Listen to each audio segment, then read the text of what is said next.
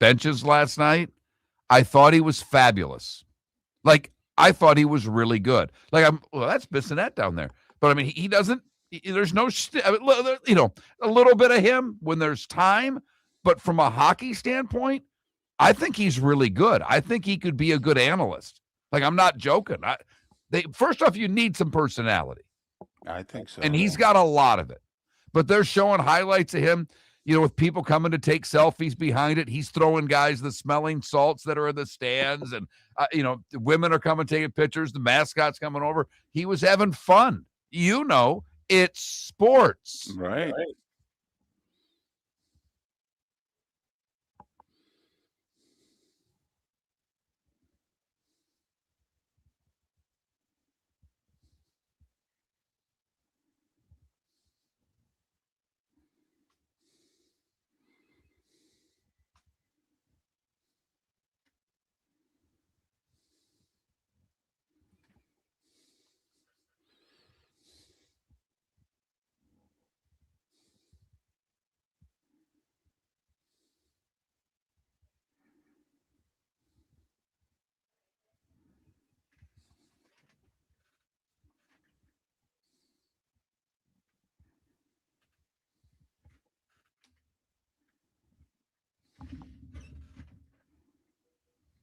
Hey, Ryan, we will get with you on this. I will say USAA makes it difficult to use anybody but who they want you to use, but it's neither here nor there. We'll get there. I didn't forget about you.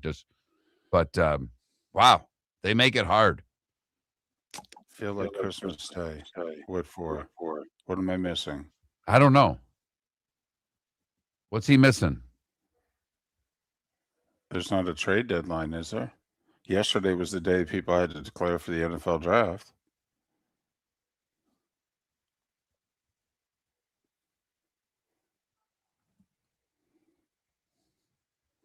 Oh, Harbaugh. Well, he didn't sign. Did he sign?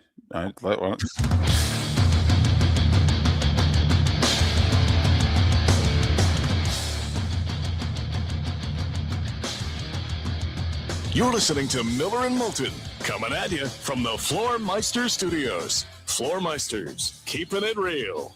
And now, here's Mark Miller and David Moulton.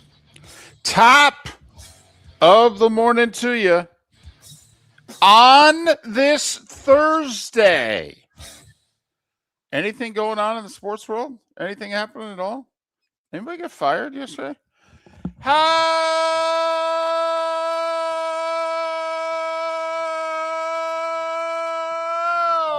the heck are you, Miller and Moulton?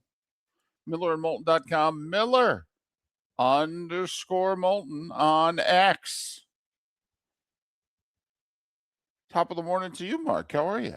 I'm good. How are you doing? I'm doing pretty well, actually. I got a good night's sleep last night. Good, solid night's sleep. I did too. My wife and mother have been getting season tickets to the local theater. I bought them for my mom, I don't know, 5-6 years ago for a Christmas present. And since then, they have kept getting them.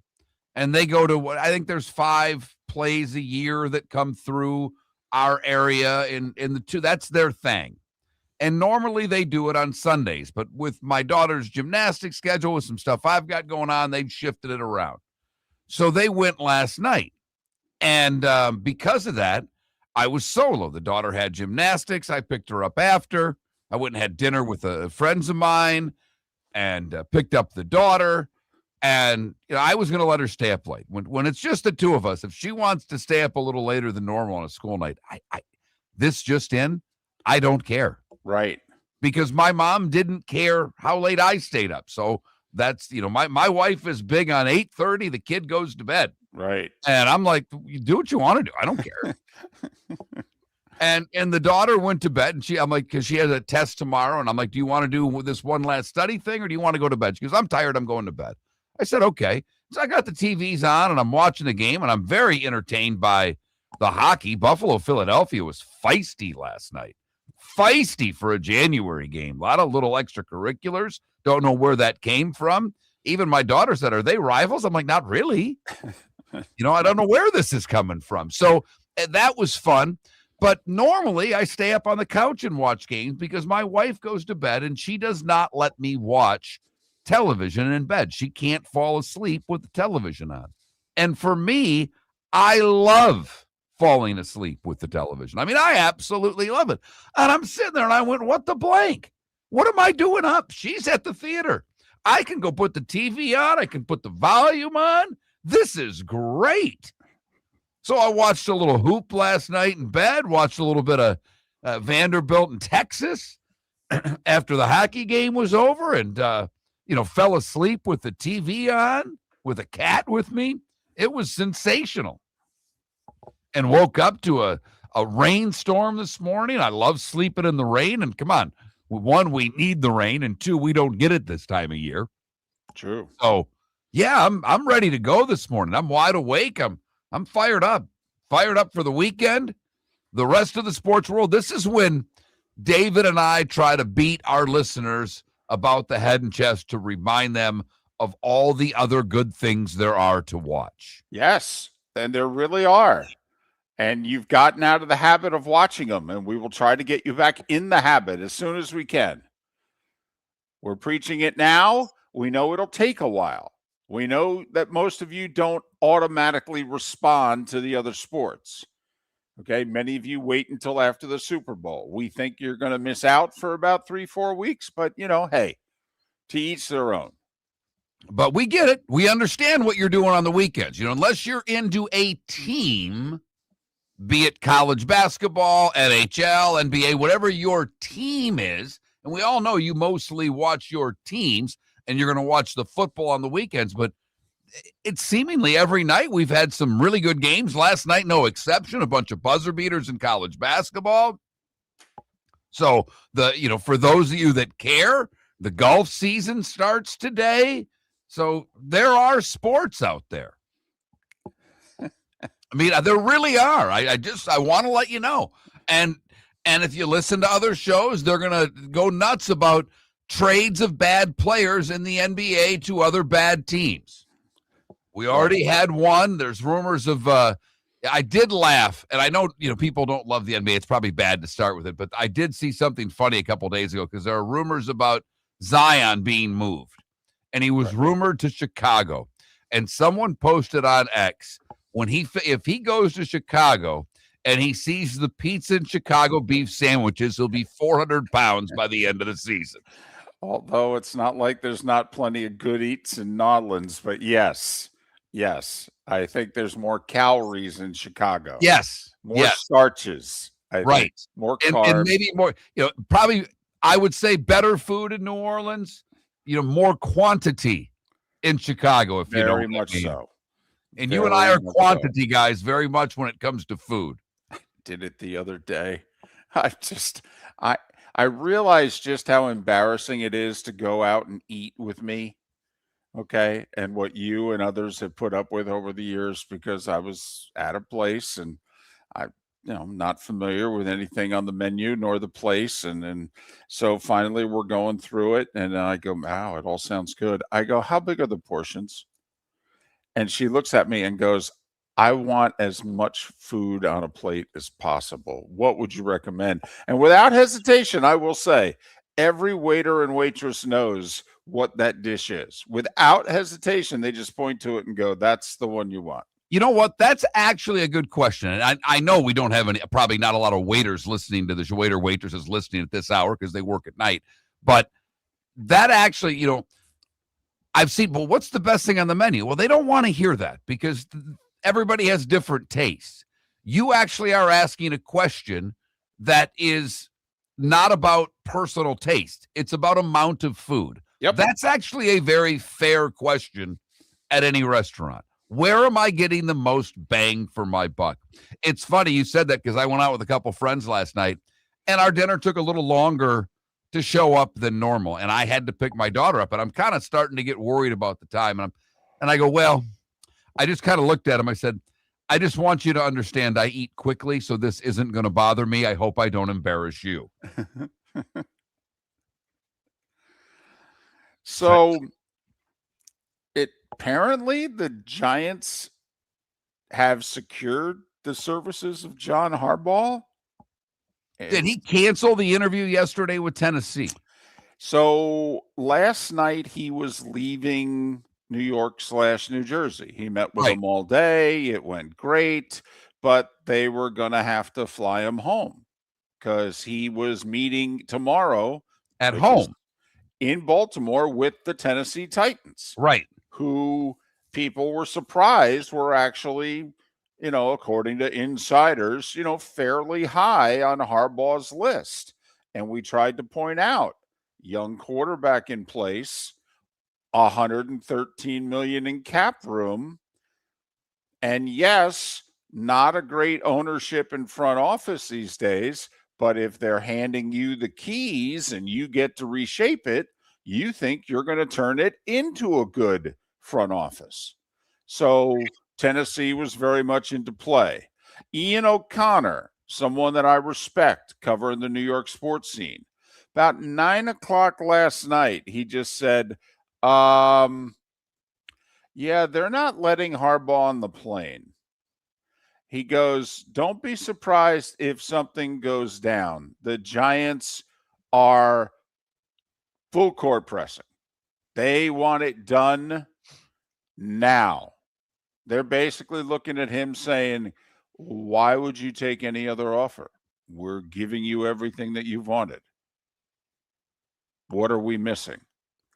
And so supposedly he's still in New York, New Jersey. They had to get him a room. And the agent and stuff, they're working things out. That's what we're led to believe, Mark. That's sometime this morning, maybe even during the show. Wouldn't that be fun? We never get breaking news. It's always for the next shift.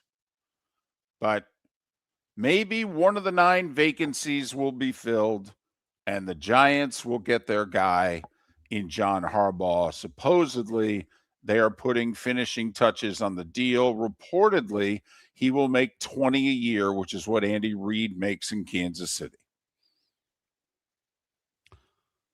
That goes a long way even in New York, David. Now, don't get me wrong. It goes a lot further in Kansas City. And a lot further. I will say this much, a lot further in Nashville. Yes. But supposedly he's getting 20. I'm sure he's getting 5 for a hundo. And, basically spend as much on your staff as you want. How much, how many, go to town. I will say the franchise got valued at a little over $10 billion recently. I'd like to think they wouldn't cut the corners. Besides, they've been the worst or second worst franchise in the league over the last 15 years. And David, how surprised are you? Not that he's taking the job, because it was the odds-on favorite for where he was going to go, basically from the moment he got fired. Looks as if the GM's staying. Does that surprise you? A little bit, but apparently he's, going to be submissive, if you know what I mean. So what apparently saved the day for Joe Shane, surprisingly, is Brian Daboll apparently is getting a lot of credit for John Harbaugh to the Giants.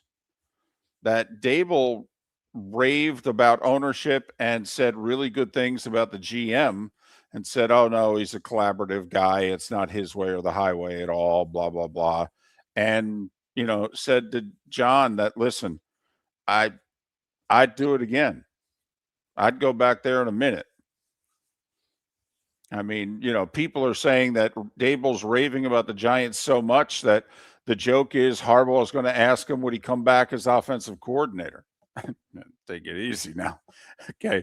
I think he's going to join Saquon with a little revenge stew in Philly myself, but boy, that would be something. Wouldn't that be rich?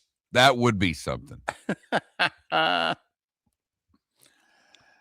if that's the case, then we finally hit the first coaching hire. You and I talked yesterday that we think there'll be plenty more between now and the Super Bowl, because the Senior Bowl's coming up, and a lot of teams look at that as an important date to get your staff in place so that they can start doing their due diligence in Mobile here in a couple of weeks.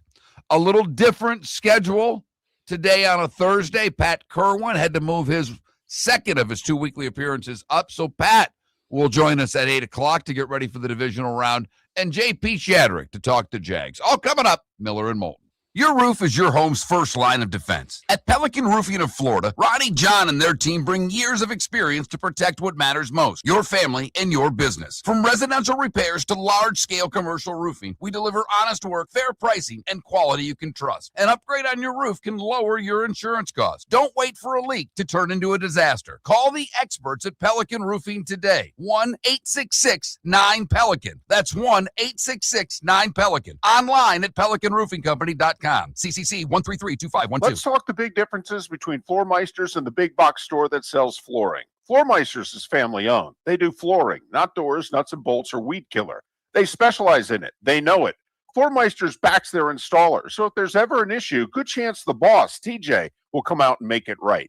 Floor Meisters prices beat the box stores every day of the week. When you think flooring, think Floor Meisters in Naples. Floormeisters.com. Real people, real prices, real quality selection. The Floor Meisters, just keeping it real. American Paint Supplies is your one-stop shop for all your coating needs and has been for 30 years. American Paint Supplies is also your #1 Festool dealer in Southwest Florida. If you are a builder, cabinet maker, painter, or power tool enthusiast, Festool craftsmanship can be found at American Paint Supplies. Celebrating 30 years of service, and Festool is celebrating 100 years of excellence. Come to American Paint Supply for a perfect pairing of service and expertise on 6100 Shirley Street, Naples, off of Pine Ridge, or online at AmericanPaintSupplies.net. Spring training is a big win for Lee County. Beginning next month, we will proudly host the Boston Red Sox and Minnesota Twins right here in Southwest Florida. It's more than great baseball. It's jobs, visitors, and $69 million in tourism impact for our local economy. Get your tickets at redsox.com and twins.com. Be part of something that strengthens our community. Lee County, building a better community through business, sports, and tourism. This is Miller and Moulton.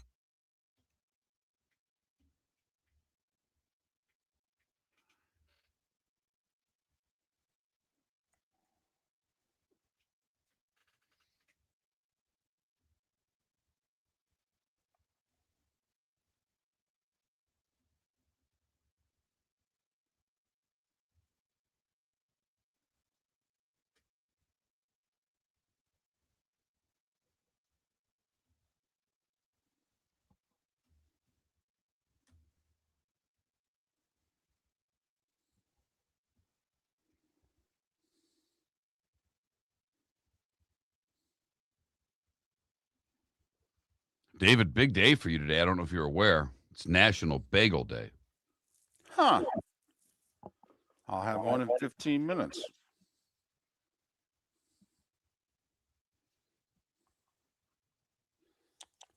Yeah, DC, they all live in Jersey.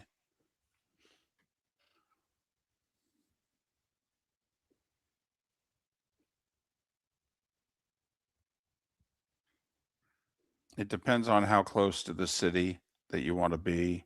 You still live on the Jersey side, but you'd live in Jersey City or you'd live in Hoboken. And Eli lived in Hoboken forever. Where's the complex from Hoboken, if you will? How far? I mean, that's the important thing for these guys. They want to be close to the facility, right? Yeah, the back way, 12 to 15 minutes. Okay, I mean that's. And I'm guessing if you're going in the morning, you're not fighting. You're going against traffic, if you will. I mean, people are going to the city. Yeah, right. Yep. I mean, it is kind of like when I lived in Naples and worked at the arena. I was always going against traffic. Right.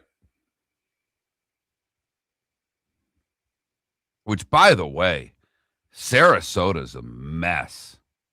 Oh, it doesn't matter. And they're doing a little construction, but 3 lanes are still open each way on the interstate. I don't care what time you go through Sarasota. I don't care what day. You slow down in Sarasota now. It's a mess.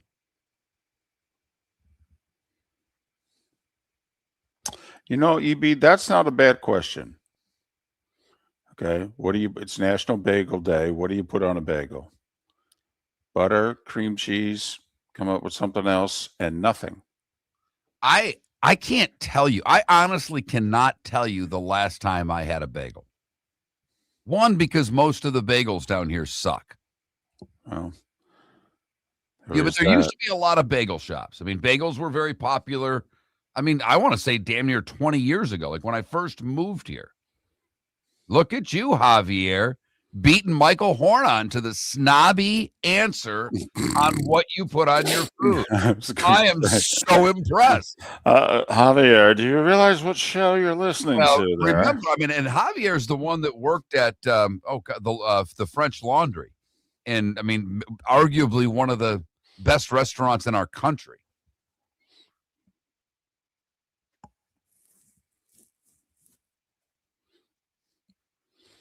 There was a joint in Nashville that had a great bagel sandwich. Cream cheese and scrambled egg, and that cream cheese would melt. It was wonderful. Every time I go see my mom, we go to the little joint in Metuchen. Get our bagels. You can get the breakfast sandwich. I have gotten the breakfast sandwich and like an egg salad sandwich on a bagel, and sat there with my mom, and we'd sit there long enough where I'd go from breakfast to lunch. There used to be a place in Bonita. I don't know. I think it's a Jiffy Lube now or whatever. But I'm driving through and on the way to working for the Everblades, and I pull in, drive through, and get my bagel. And that's when we just hired Bob Wasno as our off-ice official guy. Kess knew him, and we wanted him to help out. And I'm in the drive-through, and this is when I realized Wasno knew everybody. I'm going through the drive-through. I had an Everblade shirt on, and the guy looks at me and goes, "You know Bob Wasno?" They're like, "Oh my goodness, we hired Norm." Exactly.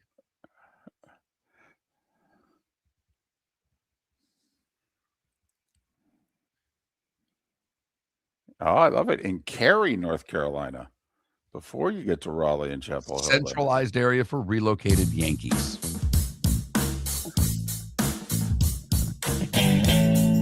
Welcome back to Miller and Moulton. Text the guys what's in your mind at 21,000. That's 21000. And now, here's David Moulton.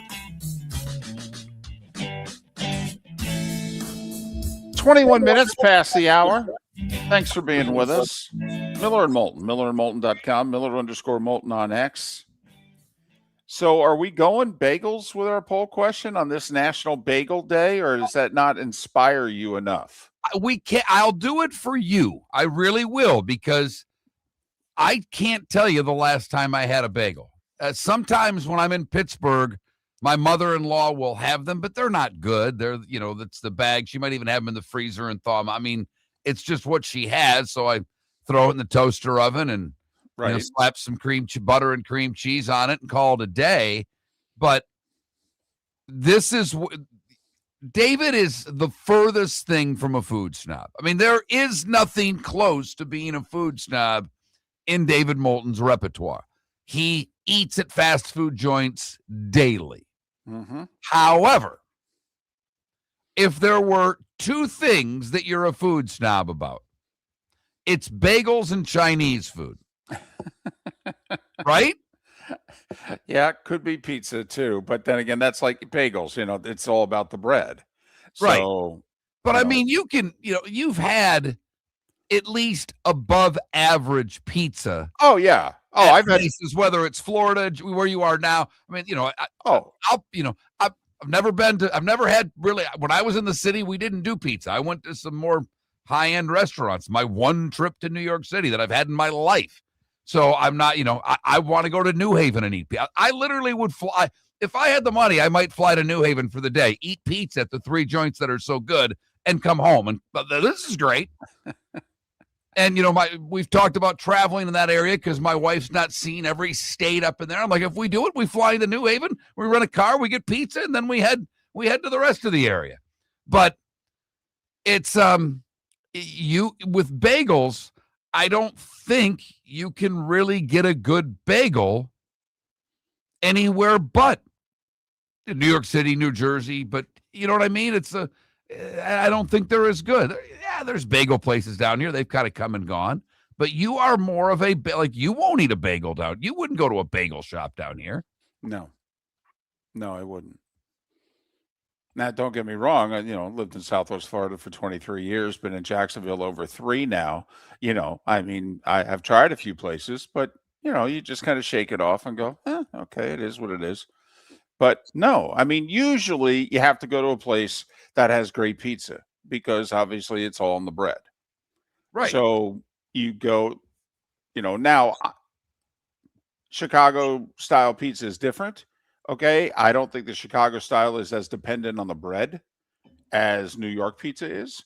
Okay. But, not to go too far down that road, but yeah, when I put it this way, when I go home to see my mom, all right, one of the, it's Chinese, bagels, and pizza. That has to be covered no matter how long I am there. Everything after that, whatever. But those 3 things have to be attended to right away. So we can go bagel. And I mean, your favorite topping on a bagel. I mean, do you toast your bagel? By the way, do you toast your bagel or is it plain? For the longest time, I didn't. But in the last couple years, for whatever reason, my wife has gotten into toasting the bagel. And so I'll be having one in 6 minutes. Good for you. And I have no problem with it just being butter. But apparently my wife didn't want to keep buying that much butter. Yet she has no problem buying the big ass jar of peanut butter. So I have my bagel toasted with peanut butter every morning. You and my wife would get along very well. I think that's her move also. And yes, people are pointing out it's about the water. Yes. It is. And my little not horrible, but Saginaw, Michigan's not the greatest place in the world. We have amazing water. There are 2 bread companies there, Spatz's Bread and Napolitano Bread. I've never had anything close to it anywhere else. It's never. One of the great mysteries in life in the 70s and the 80s when New York City was falling apart and it was thought of as just, garbage and Stinkville and all that. Always had great pizza and bagels, and people were like, why is that? And go, well, maybe garbage in the streets, but the water's spectacular. And for whatever reason it is. So there you go. Bagel. It's National Bagel Day. Hit your local bagel shop up. Go after it. Do you get the plain bagel or do you get some sort of stuff? I could never see you doing an everything bagel. Like that's probably too much for you. Oh, it definitely is too much for me. No, I'm a plain guy. Ideally, this is a little snobbery. I'll do a pumpernickel bagel is my favorite. All right. Well, I know you're a pumpernickel bread guy, so there you go. All right. He's got a new football coach possibly, and he wants a bagel. I mean, let's get some pizza for the guy. Let him maybe yell at somebody. Cut somebody off and flip that. David, while you're on your way to get your bagel today, don't use your blinker. Cut somebody off and flip him the bird. Wow. Call New York on him. Come to think of it, I could make this a me day. All right. I'll have my bagel for breakfast on National Bagel Day. All right. I can obviously hit either Chinese or pizza for lunch. All right. I got a doctor appointment in the mid-afternoon, and then I could just have what I didn't have for dinner. And on the way to and from the doctor appointment, plenty of opportunity to flip people off and honk the horn and yell at them. I mean, I could make this a very me day. And David, I really think to finish that off, you should have MLB Network Radio on. Going back and forth from that to NHL Network Radio. You're right. That's what I'll do. It's a me day. I like it. Yeah. I like it. The sock advisory was lifted this morning. It's actually tomorrow morning for those of you in my neck of the woods. Whoa. And everywhere else for that matter. Tomorrow morning is a sock, probably a long pant advisory. Okay. I'm now. Yeah. The West Coast, Tampa, Sarasota, Fort Myers, Naples. You guys are avoiding the freeze advisory by a little bit, but the rest of the state, whoo-wee, they're calling for 25 tomorrow morning at this time here in Jacksonville. 25. And I'm playing in a golf tournament this weekend, and it's like, really? Every year I play in a few tournaments, and one's in March, and that doesn't really, we always get great weather. But there's always a January tournament that the weather gets us, and it's Mhm. going to be this weekend. Told my partner, I said, I layers. And he's like, what? I said, Oh, layers. yeah. Oh, I yeah. said, she going to be cold. And he Yep. doesn't even like to play in the morning, let alone in cold. So, yeah, it's going to be chilly. Gonna be football weather. Those of you getting ready for the Chicago game, just walk outside this weekend. I'm telling you right now. By the way, a little college hoop last night. The Miller and Moulton system had a decent night, 3-2. Yep. Could have been much better. Oh, had a half-point beat and came dangerously close to going 5-0. Yeah, Northwestern was right there, let it slip away at the end against Illinois. Duke won by a half point in the game against Cal, but two of the games, the underdog were outright winners, which takes away another undefeated. Texas last night takes down Vanderbilt, so another undefeated team is done in college hoop. Do I date myself if I start humming Another One Bites the Dust? Probably, but that's all right. That's all right. But yes, back-to-back nights, Iowa State and Vanderbilt, both unbeaten. Not anymore. That's what happens. You start going on the road in conference play. It's why it was so shocking that Michigan's loss happened at home to Wisconsin. Right. It's like, I'll be damned. The Badgers, look at you. Yeah, a little 3-game win streak for Wisconsin. They're playing better. So Big Ten's pretty solid this year. Some good teams. Illinois is good. Sparty's good. Michigan's really good. Wisconsin's come on. So, Mark, this is how big the impact is of Big Ten football these last couple of years. SEC fans are now actually saying out loud, hey, the Big Ten's not bad in fill in the blank. Okay, that's how much of an impact the Big Ten football run has had. Even SEC fans going, well, they're not bad in. I mean, they're not good yet, but they don't suck anymore. But they are playing for a natty, and ticket prices are going down, which makes sense because they were absurd to start. We'll catch you up on everything you missed last night. The starting five is next.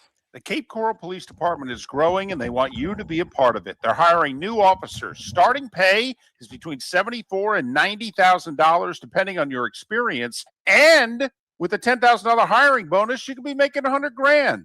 Enjoy paid holidays, off-duty details, plenty of OT opportunities. They're also hiring dispatchers and professional staff. So go to capecops.com. Capecops.com. Be brave, be best, be Cape. Hey, football fans, Jimmy the Beef Guy here. This is coming up fast. Wait, did you just beat me? You mean I can't say soup? Whatever. So, guys, if you're having a football party, don't wait till last minute. Remember, guys, our beef packages come with the beef, the gravy, the bread, the peppers. All you have to do is heat and serve. So call me now or stop in one of our 2 locations in Bonita Springs or Fort Myers. And again, guys, please don't wait till last minute, man. Put your orders in now. Let's talk the big differences between Floor Meisters and the big box store that sells flooring. Floor Meisters is family owned. They do flooring, not doors, nuts and bolts, or weed killer. They specialize in it. They know it. Floor Meisters backs their installer. So if there's ever an issue, good chance the boss, TJ, will come out and make it right. Floor Meisters prices beat the box stores every day of the week. When you think flooring, think Floor Meisters in Naples. Floormeisters.com. Real people, real prices, real quality selection. The Floor Meisters, just keeping it real. Mark Miller for Sleep Treatment Direct. They are helping me with sleep apnea. And by helping me, I mean curing me. No more CPAP machine. No more snoring. No more tossing. No more waking up exhausted. Their expert team got me the right treatment, fast and hassle-free. If you want to feel energized and get rid of your snoring, call Sleep Treatment Direct today. 444-1741. That's 239-444-1741. Sleep Treatment Direct. Sleep safe and sound. This is Miller and Moulton.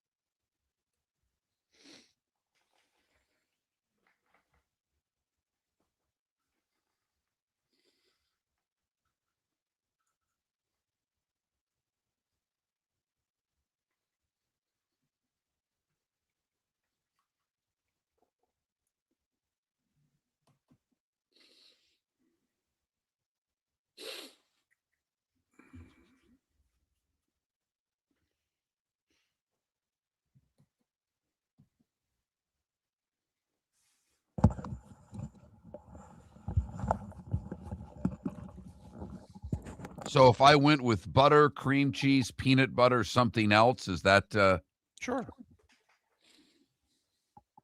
Or plain. well, that would go something else. No, that's true.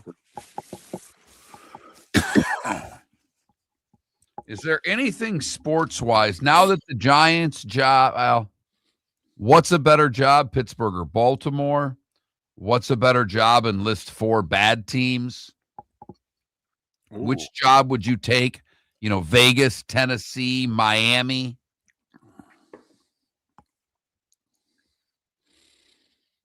Which job would you take? Cleveland, Miami.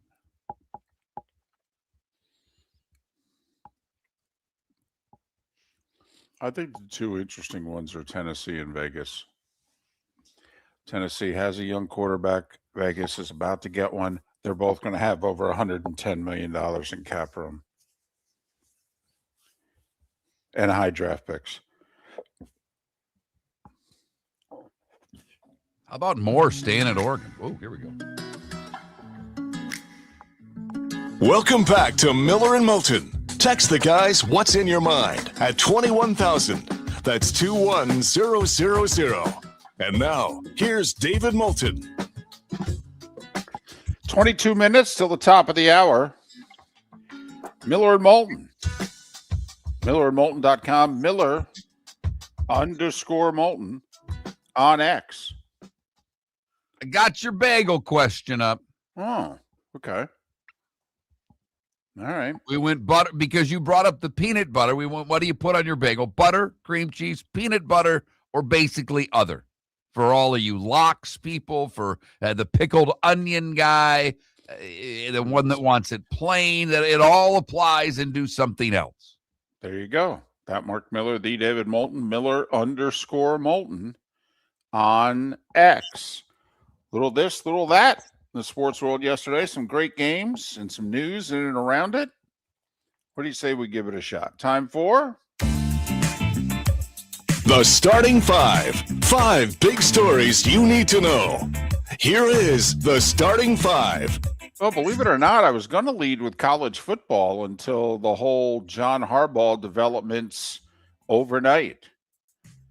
Because last night, Harbaugh had a great meeting with the Giants, but he was heading home, and he was going to meet with the Titans today. Well, it looks as if that's not going to happen. Still a few things to be worked out, but everybody is saying that John Harbaugh and the Giants are going to come to an agreement, and he's going to be their next head coach. And it's been a while since they've hired a guy who's been a proven winner in the league and, been a head coach before, to be honest with you. So John Harbaugh expected to be the head coach of the Giants officially sometime later today. Adam Thielen retired, over 700 catches, 64 touchdowns in a 12-year career. Jags say Travis Hunter still going to be a two-way player next year. Mark, they finished the season, obviously, with an 8-game winning streak, so it's tough to say they missed Travis Hunter during that 8-game winning streak. But do you know where they did miss Travis Hunter? Against the Bills. Okay? Does that guy get open for that big pass play on the game-winning drive if Travis Hunter's on the field? Okay? I mean, Jacksonville did seem to be one DB short against quality teams. And you wonder, would Travis Hunter have made a difference? But the Jags say, hey, he's coming along injury-wise. It was kind of a freak thing. He was actually beginning to do really well on both sides of the ball when he got hurt, and we're still excited for him as a two-way player. If they keep their wide receiving core, they got 3 right now. I mean, right. He's no better than their 4th wideout, so he doesn't have to play full-time at receiver. In fact, he could just be a third down guy in certain sets. So if anything, I think their development of receivers. Yeah, what Washington ended up doing after Hunter got hurt really opens the door for where they are at that position. And obviously the acquisition and then 3-year extension of Jacoby Myers. I mean, they've got 3. Right, but they had 1, and right. Myers makes 2. But after Hunter got hurt, Washington emerged that he can be a solid NFL receiver. Absolutely. So I think he'll be more a full-time corner next year and just a very part-time receiver. And most people thought that's where he was best suited heading into it. He wanted to be the receiver more than I think others thought he would be. But I think you're right. Now you bring him out on third down for packages, that makes them dangerous. Well, and you wonder, I mean, remember how the Cowboys would use Dion? They'd use him sparingly, but they'd either get the ball in his hands close to the line of scrimmage or they'd just run him deep. And I wonder if it's going to be the same way with Travis Hunter. Steelers owner Art Rooney II was asked about a rebuild yesterday. And he said, quote, "I don't like that word," unquote. I got to admit, if I'm a Steelers fan, for all the Steelers fans who wanted Tomlin to step aside, doesn't that bother you? Okay. The owner saying, "I don't like the word rebuild." Have you seen your roster? Have you seen your results? You're not going to try to keep jamming a square peg in a round hole, are you? You got quite the track record here of what's going to happen. 9 to 10 wins, so you're going to lose in the first round of the playoffs. I thought you were the one that said we need to do better than this. Well, you can't do better than that with the roster you have. That ain't happening. So, good luck. College football. Oregon quarterback Dante Moore says he's returning to school, passing up the potential of being the second or third overall pick and going to be the Jets or Cardinals quarterback. Turned down about $50 million guaranteed because Travis Hunter was the second pick last year and got like 46 guaranteed. But Dante Moore will probably get about $5 million to be Oregon's quarterback this year. It does beg the question, what's Dylan Raiola going to do? All right, help me out here, David. I know he said he was transferring to Oregon. Right. Can he leave? I mean, yes, absolutely. I mean, if you're Miami, aren't you on the phone with them constantly? Totally. A&M, yeah, absolutely. I mean, you know, I'm going to Miami because of where we are, but yeah, I mean, totally. Yep, he chose Oregon, but then Moore stayed. I mean, is he really going to sit and do nothing for a year at this stage of his development? Really? That would be crazy. Crazy. So I think all eyes on Dylan Raiola and what he's going to do. By the way, Oregon also had a 4-star quarterback on the roster, Bryson Beaver. He's like, well, I'm out of here. Man, oh man, enough of this. Ohio State linebacker Sonny Styles enters the NFL draft. Expect at least 5 first-rounders from Ohio State in 3 months, just from the Buckeyes. Expect 5 first-rounders, maybe more. All right, Mark, you know this hits me right where I live. College Football Hall of Fame class of 2026. The headliners were Mark Ingram and Ndamukong Suh and Aaron Donald, but I think it's a very impressive class. First off, Gary Patterson and Chris Peterson headlined the 4 coaches going in. But along with Ingram, Suh, and Donald, James Laurinaitis, Herman Moore, Peter Warwick. Peter Warwick was amazing. Marvin Harrison, Kajana Carter, Garrison Hurst, among those in the College Football Hall of Fame class. Garrison Hurst was so good at Georgia, David. Yes, he was. That's when I was going to games and I was kind of in that world. He was a lot of fun to watch on Saturday, and he got hurt early in his pro career. Yep. But man, oh man, was he something on Saturday. Same with Kajana Carter at Penn State, got hurt early in his pro career. And your point about Warwick, I mean, my goodness.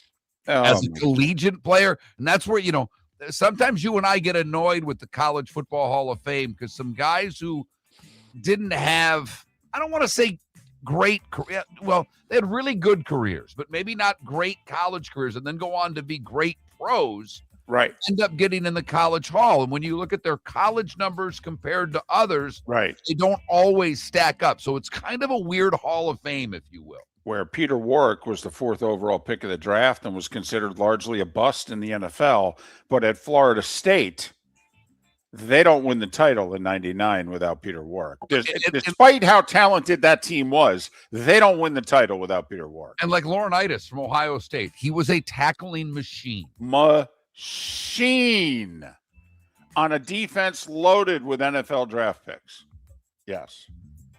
Baseball. The Red Sox, they'd lost out. They'd finished second for Pete Alonso, second for Alex Bregman. They didn't pull any punches yesterday. They paid 30-year-old lefty Ranger Suarez $26 a year for 5 years. That's $5 for $130. So he's been a very good lefty for the Phillies. He's now going to Boston. Red Sox have a very good pitching staff. I listened to some baseball people yesterday who basically said they not only like this deal, really like it. I mean, yeah, they lost on Bregman, but they're like, at the end of the day, this might be better for what they need. Not that necessarily he's a better player or whatever the case may be, but for what the Red Sox need, he may fit better. Still need a righty bat. They do. They need one more bat. They have a great farm system. They could strike a deal, and we all know they've got money. 4 games in the NHL last night. Mark, the Rangers were losing at home 6-0 midway through the second period to the Ottawa Senators. Ottawa won 8-4. I mean, David, I know you already read it, but your favorite paper said season spiraling out of control. Oh, it's gone. Words like lifeless are being used with this team. I mean, they are a punching bag in New York City right now. 2 years ago, they won the President's Trophy. They went to the conference final. This year, they're the worst team in the East, probably the second worst team in the league. Gutless and easy pickings. Wow. It's a good thing for these Rangers that Larry Brooks passed away, because he'd be lighting them on fire. The Devils in overtime beat the Kraken 3-2. Buffalo got 2 goals from Rasmus Dahlin in a 5-2 win over the Flyers. And Mark Stone, the game winner in overtime. Vegas 3-2 over the Kings. 7 NBA games. Cleveland got 35 from Donovan Mitchell, but pay attention. Darius Garland left with a foot injury. Pay attention to that. That could be really damaging for Cleveland. They beat the Sixers by 26. Vucevic with a layup with 4 seconds to go. Chicago 128-126 over Utah. The Pelicans, a big final minute to hold off Brooklyn 116-113. Do you know the Toronto Raptors are on pace to win 48 games? Amazing. They're the 4 seed right now in the East. They beat Indiana 115-101. Brunson got hurt, and Sacramento jumped on the Knicks early and often and beat them by 11, 112-101. Denver got 33 from Jamal Murray, who's thriving without the big fella on the court. A couple of guys are, in fact, for Denver. Be very interesting coming back. Jokic is not dumb. Jokic is looking around going, maybe I have a little more help than I think. Maybe more Jokic the passer. I mean, he's already averaging about 8 assists a game. But anyway, Denver 118-109 over Dallas. Cooper Flagg sprained ankle. Had to leave the game, didn't come back. One other NBA note, Mark. I pointed out the horrendous start that the Clippers got off to. You've been the ones the last couple of weeks going, they've figured it out. Well, they've won 4 in a row. They beat Washington 119-105. Harden, after the game, said, we can come all the way back. They're a half game behind Memphis. Memphis is going to trade Ja. They're going to catch Memphis. They're going to catch Portland. It's whether or not they can get all the way up to the 6th seed. I don't know. But if they get in the play-in and they're the 8th seed, do you really want them first round? Well, and they could be a fascinating 1-8 matchup with Oklahoma City. Imagine you're OKC and you get the Clippers, who were the second betting favored to win the NBA title in the offseason. And that's who your first-round playoff opponent is.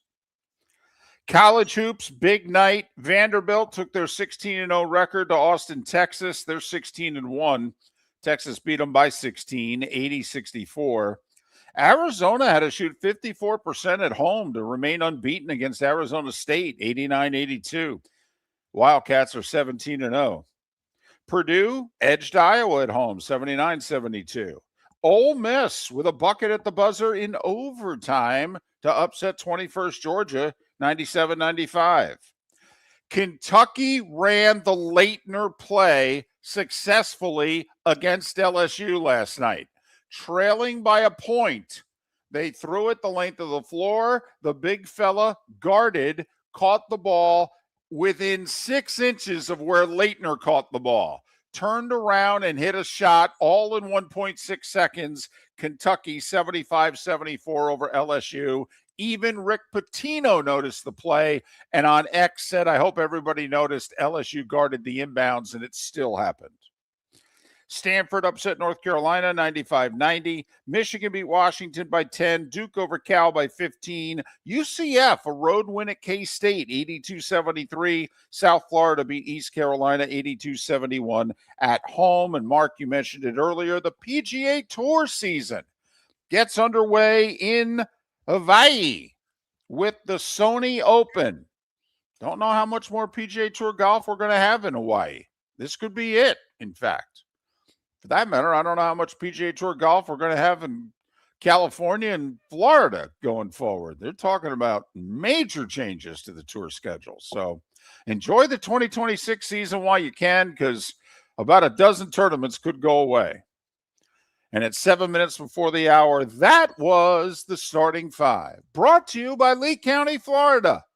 You know, the BST folks, building a better community through business, sports, and tourism. We've already got a bagel question up. I'm about to post another. We'll discuss it on the other side. Which job's better, the Vegas job or the Tennessee job? Miller and Moulton, Pat Kirwan in a little more than an hour. Your roof is your home's first line of defense. At Pelican Roofing of Florida, Ronnie John and their team bring years of experience to protect what matters most, your family and your business. From residential repairs to large-scale commercial roofing, we deliver honest work, fair pricing, and quality you can trust. An upgrade on your roof can lower your insurance costs. Don't wait for a leak to turn into a disaster. Call the experts at Pelican Roofing today. 1-866-9-PELICAN. That's 1-866-9-PELICAN. Online at pelicanroofingcompany.com. CCC 1332512. Let's talk the big differences between Floor Meisters and the big box store that sells flooring. Floor Meisters is family owned. They do flooring, not doors, nuts and bolts, or weed killer. They specialize in it. They know it. Floor Meisters backs their installer. So if there's ever an issue, good chance the boss, TJ, will come out and make it right.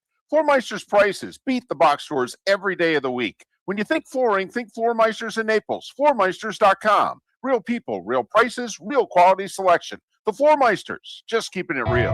Play all night, play all day. Experience more in paradise. At Seminole Casino Hotel, we're bringing you more. With the newest slots, action-packed table games, sports betting, the hottest entertainment, and a variety of award-winning restaurants. Expect more with live craps, roulette, and blackjack 24/7. And over 1,400 of the most popular slot machines. This is the place where paradise never ends. This is Seminole Casino Hotel. Minutes away from more. For more information, visit moreinparadise.com. Must be 21 to play slots and table games. Concerned about your gambling? Call or text 1-833-PLAY-WISE. Mark Miller for Sleep Treatment Direct. They are helping me with sleep apnea. And by helping me, I mean curing me. No more CPAP machine. No more snoring. No more tossing. No more waking up exhausted. Their expert team got me the right treatment, fast and hassle-free. If you want to feel energized and get rid of your snoring, call Sleep Treatment Direct today. 444-1741. That's 239-444-1741. Sleep Treatment Direct. Sleep safe and sound.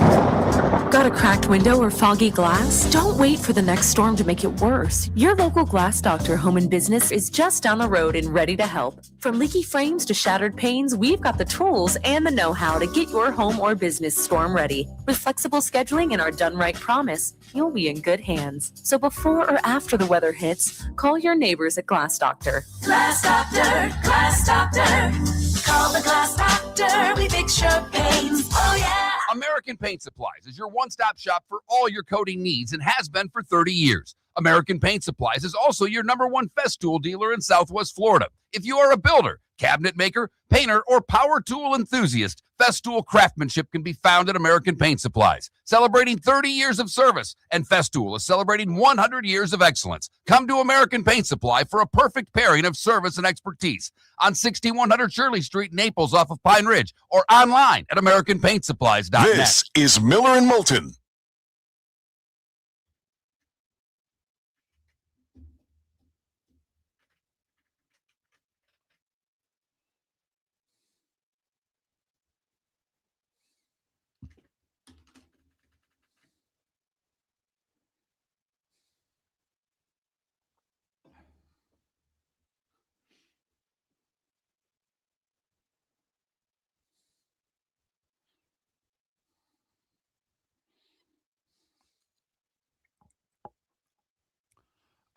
I didn't say it, Johnny O. I'm just saying a baseball guy, I don't remember who it was I was listening to yesterday, just talked about it might be a better fit for what they need. You can think differently. I'm not going to argue with you. You're a big baseball guy. I'm not. I am merely repeating what I heard a baseball analyst talk about yesterday. I think the money and the factors, there's other things into it, what they had to pay, the length of contract for Bregman. But listen, you're a baseball guy. You're very passionate about it. It's not an argument. I made a statement. I repeated what someone else said.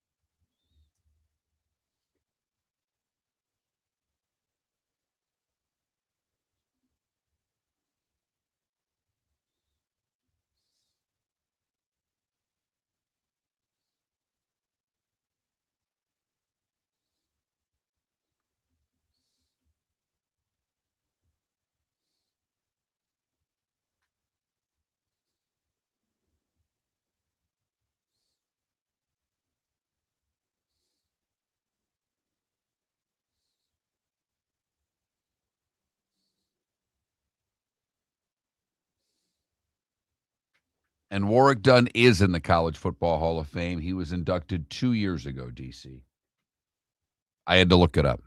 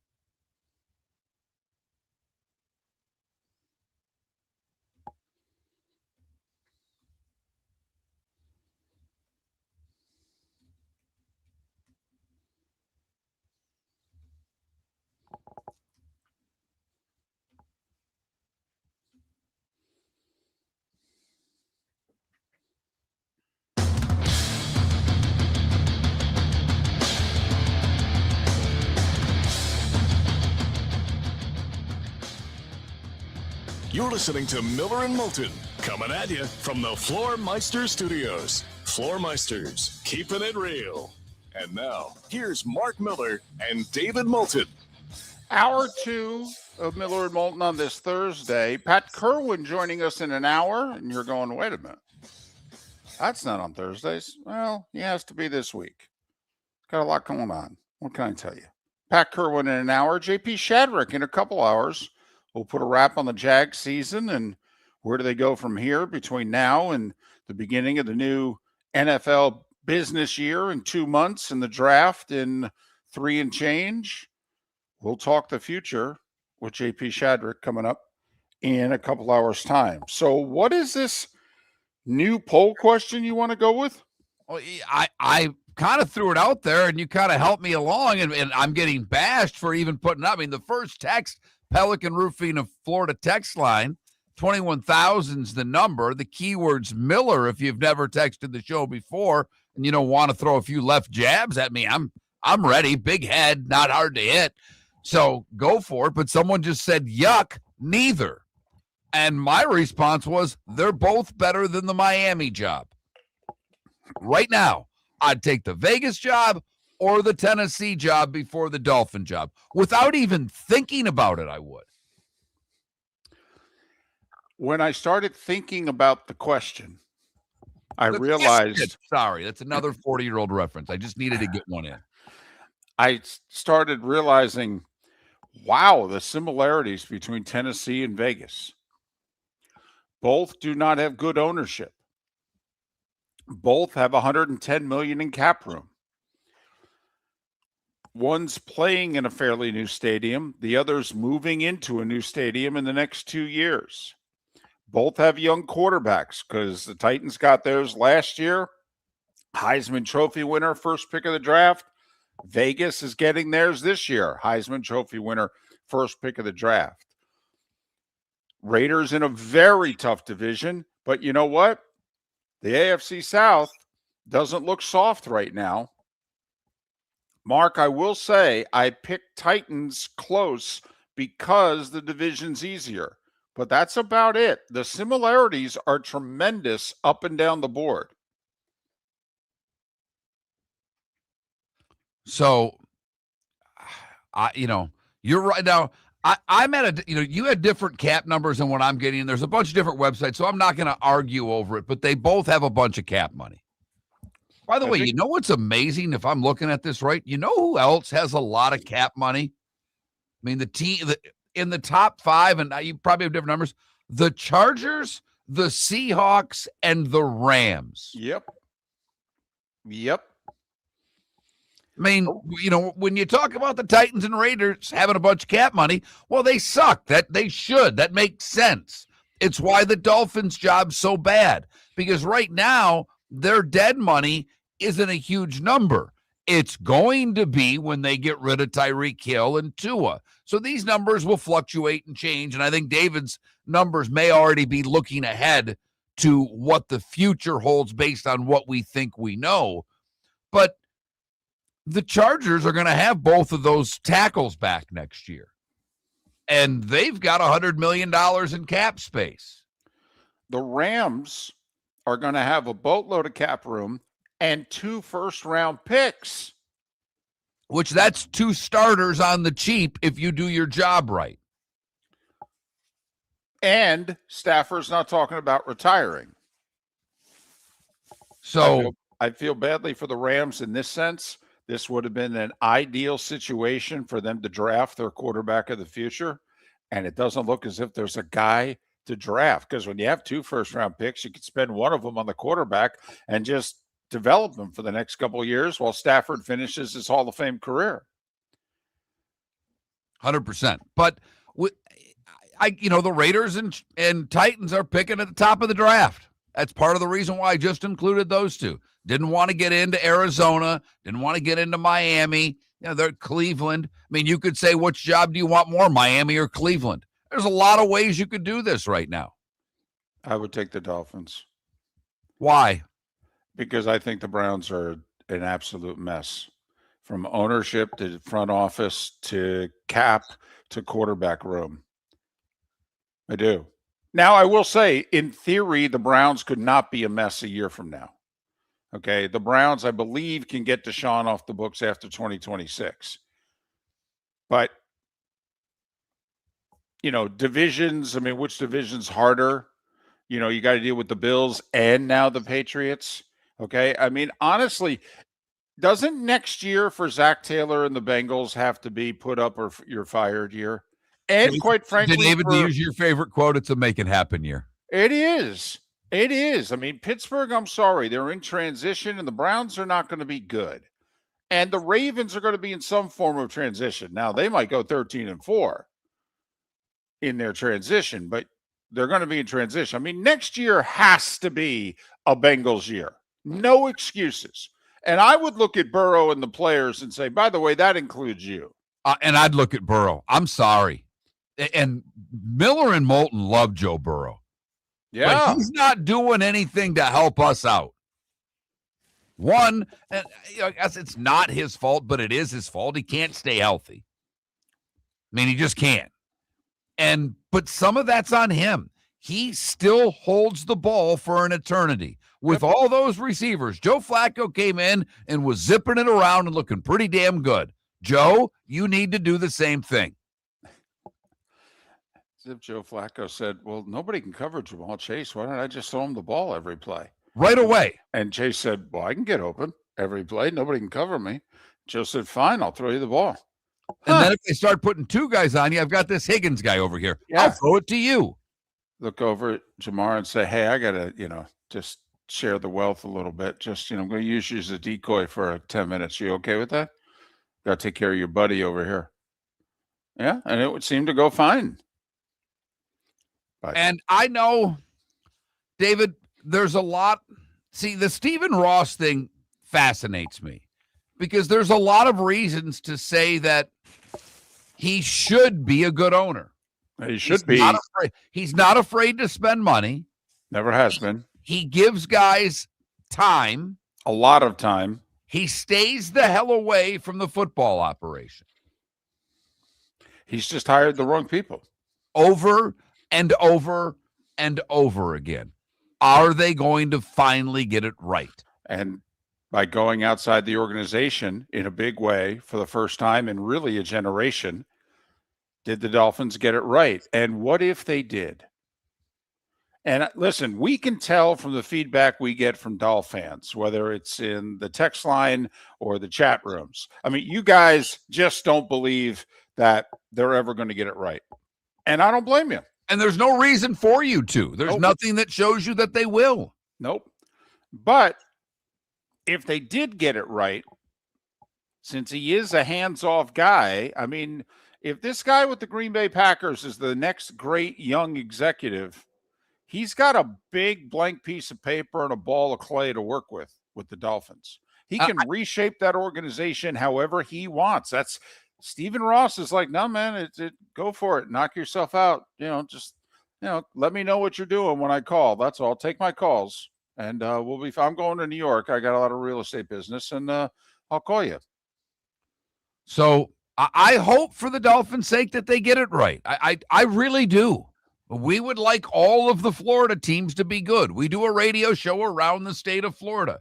It's much easier to talk about a good team than a bad team. Do you know how great it's been with the Miami Hurricanes being the Miami Hurricanes again for Miller and Moulton? We've waited a long-ass time for this.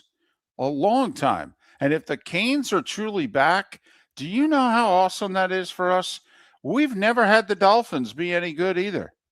Okay? If the Miami Dolphins could go back to being, a really good franchise again. It's kind of like what you saw last year when the Commanders, had the breakthrough year, and you realized, holy blank, there are a lot of Commanders fans. There's a lot of history and heritage here. Yeah, none of it in the last 25 years, but yeah. And that's the Dolphins. The Dolphins are the Commanders of the AFC. And I know where you're at with our question and why you picked Tennessee, but for the same reason I would pick the Raiders. Because, David, you know it.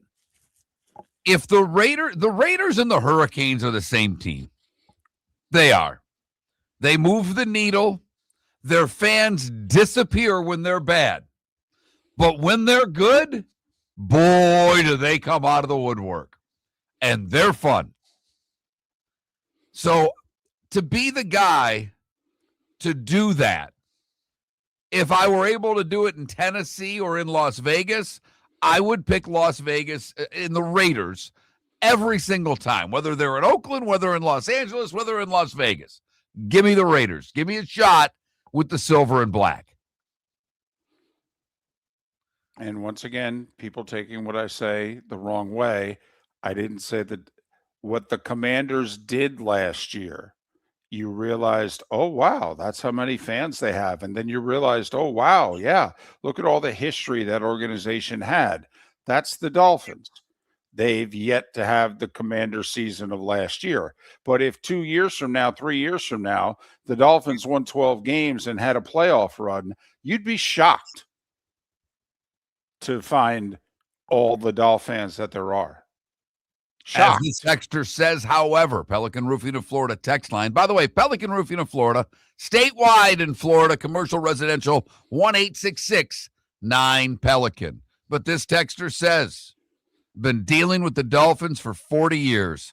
I don't expect many changes. They're stuck in purgatory.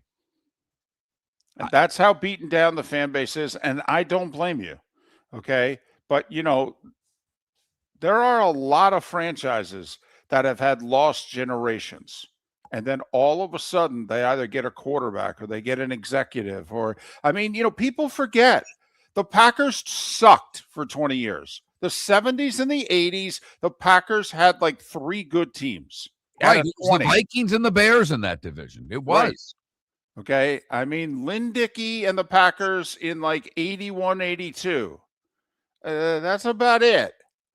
They made the playoffs, I think, in 72 and got beat in the first round. But seriously, for 20 years, okay, remember the funny clip on the sidelines, John McKay on NFL Films, get back or I'll send your ass to Green Bay?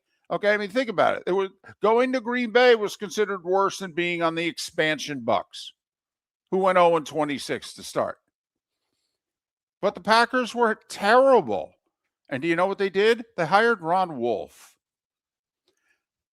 Found a quarterback, brought in a competent coach, all of a sudden started drafting properly. Now they're a marquee franchise. Let's talk the big differences between Floor Meisters and the big box store that sells flooring. Floor Meisters is family owned. They do flooring, not doors, nuts and bolts, or weed killer. They specialize in it. They know it. Floor Meisters backs their installer. So if there's ever an issue, good chance the boss, TJ, will come out and make it right. Floor Meisters prices beat the box stores every day of the week. When you think flooring, think Floor Meisters in Naples. FloorMeisters.com. Real people, real prices, real quality selection. The Floor Meisters, just keeping it real. American Paint Supplies, celebrating 30 years in Naples, is proud to be the exclusive Farrow & Ball dealer in Southwest Florida. The best thing to come from the UK since the Beatles, Farrow & Ball has the colors and paints at American Paint Supplies. See why all the designers and painters choose Farrow & Ball. For 30 years, American Paint Supplies provides the perfect pairing of service and expertise on 6100 Shirley Street in Naples off of Pine Ridge or online at AmericanPaintSupplies.net. American Paint Supplies is your one-stop shop for all your coating needs. The Cape Coral Police Department is growing, and they want you to be a part of it. They're hiring new officers. Starting pay is between $74,000 and $90,000, depending on your experience. And with a $10,000 hiring bonus, you can be making $100,000. Enjoy paid holidays, off-duty details, plenty of OT opportunities. They're also hiring dispatchers and professional staff. So go to CapeCops.com. CapeCops.com. Be brave, be best, be Cape. Your roof is your home's first line of defense. At Pelican Roofing of Florida, Ronnie, John, and their team bring years of experience to protect what matters most, your family and your business. From residential repairs to large-scale commercial roofing, we deliver honest work, fair pricing, and quality you can trust. An upgrade on your roof can lower your insurance costs. Don't wait for a leak to turn into a disaster. Call the experts at Pelican Roofing today. 1-866-9-PELICAN. That's 1-866-9-PELICAN. Online at PelicanRoofingCompany.com. CCC 1332512. This is Miller and Moulton.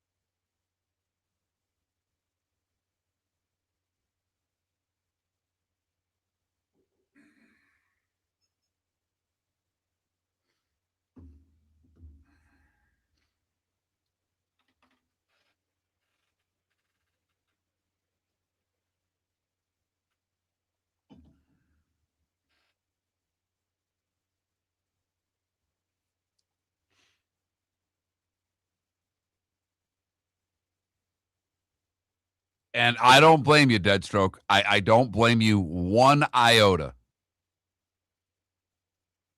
And, and I joke, but it's why, I want the Lions to win. I'm happy for them when they win, but I don't lose any sleep when they lose, if you know what I mean, because I dealt with it my whole life.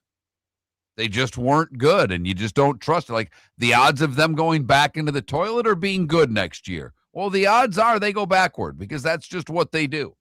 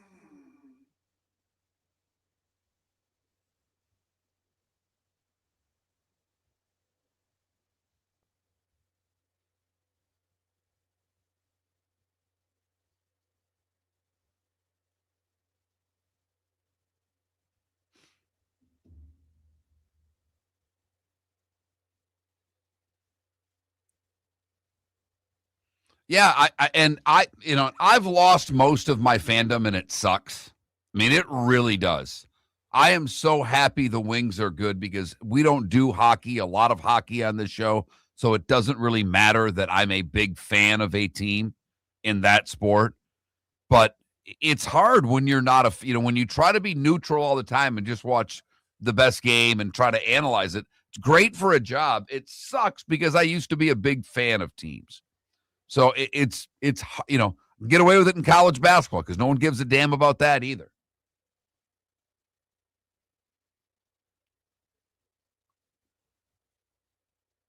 And I was lucky in my 20s and in my late teens, both the Pistons and Wings got good and stayed good for a while.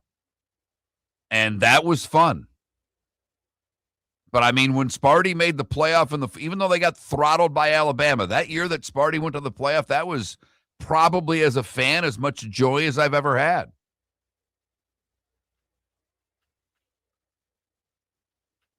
Still wish they wouldn't have thrown a pick at the end of the first half because I still think they lose, but I don't think they get their doors blown off.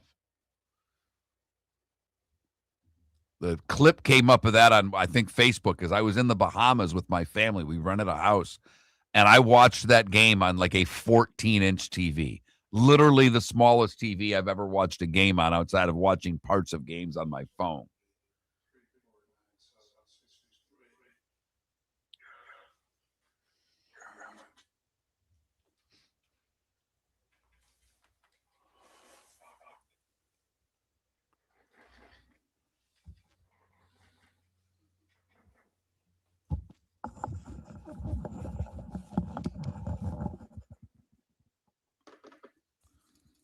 When you watch those, I'm telling you, my wife and I, it's as hard as I've heard my wife laugh in a long time.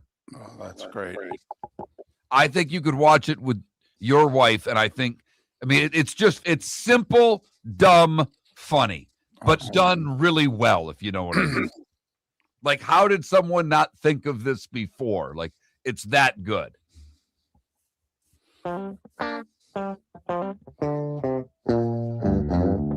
You're listening to Miller and Moulton. And now, here's Mark Miller and David Moulton. 21 minutes past the hour. I got a little sad for a couple moments during the break. Sad? Yeah, sad. And not for you or me, but for some of our listeners. I feel sad that they root for a team in which they've lost hope. I get it. I don't know, and I'm serious about this. And believe me, I am not. Mark, glass half empty, glass half full. What am I? Glass half empty. Yeah, very much so.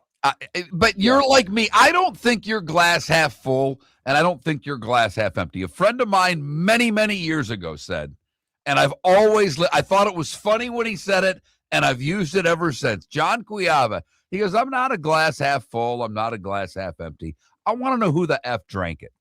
And I think that's you and I. Okay. I think I heard that, and I'm like, I can not only appreciate that, I think that is me. I like that. I do. I think I'm more half empty than half full. But I don't think I've ever lost hope with any of my teams. And you got to remember, the Knicks are going on, this is year 53 since they've won a title. They've only played for it twice during that time. I was 7 the last time they won a title. They just went through a 20-year run in the 2000s where they were arguably the worst franchise in the league. I don't know. I never lost hope. I just knew they were poorly run. They needed to hire the right person or two, and that changes everything. But, I mean, we could go down the list. I mean, I think Jets fans right now are hopeless. Yes, I do. Well, and I was saying this during the break as you were doing something. I was talking to the people on YouTube and Twitch. It's why I never became a Lions fan. Like, I want them to win. I'm from Michigan. I would like them to win. I would like them to be successful. I would love them to win a Super Bowl one day.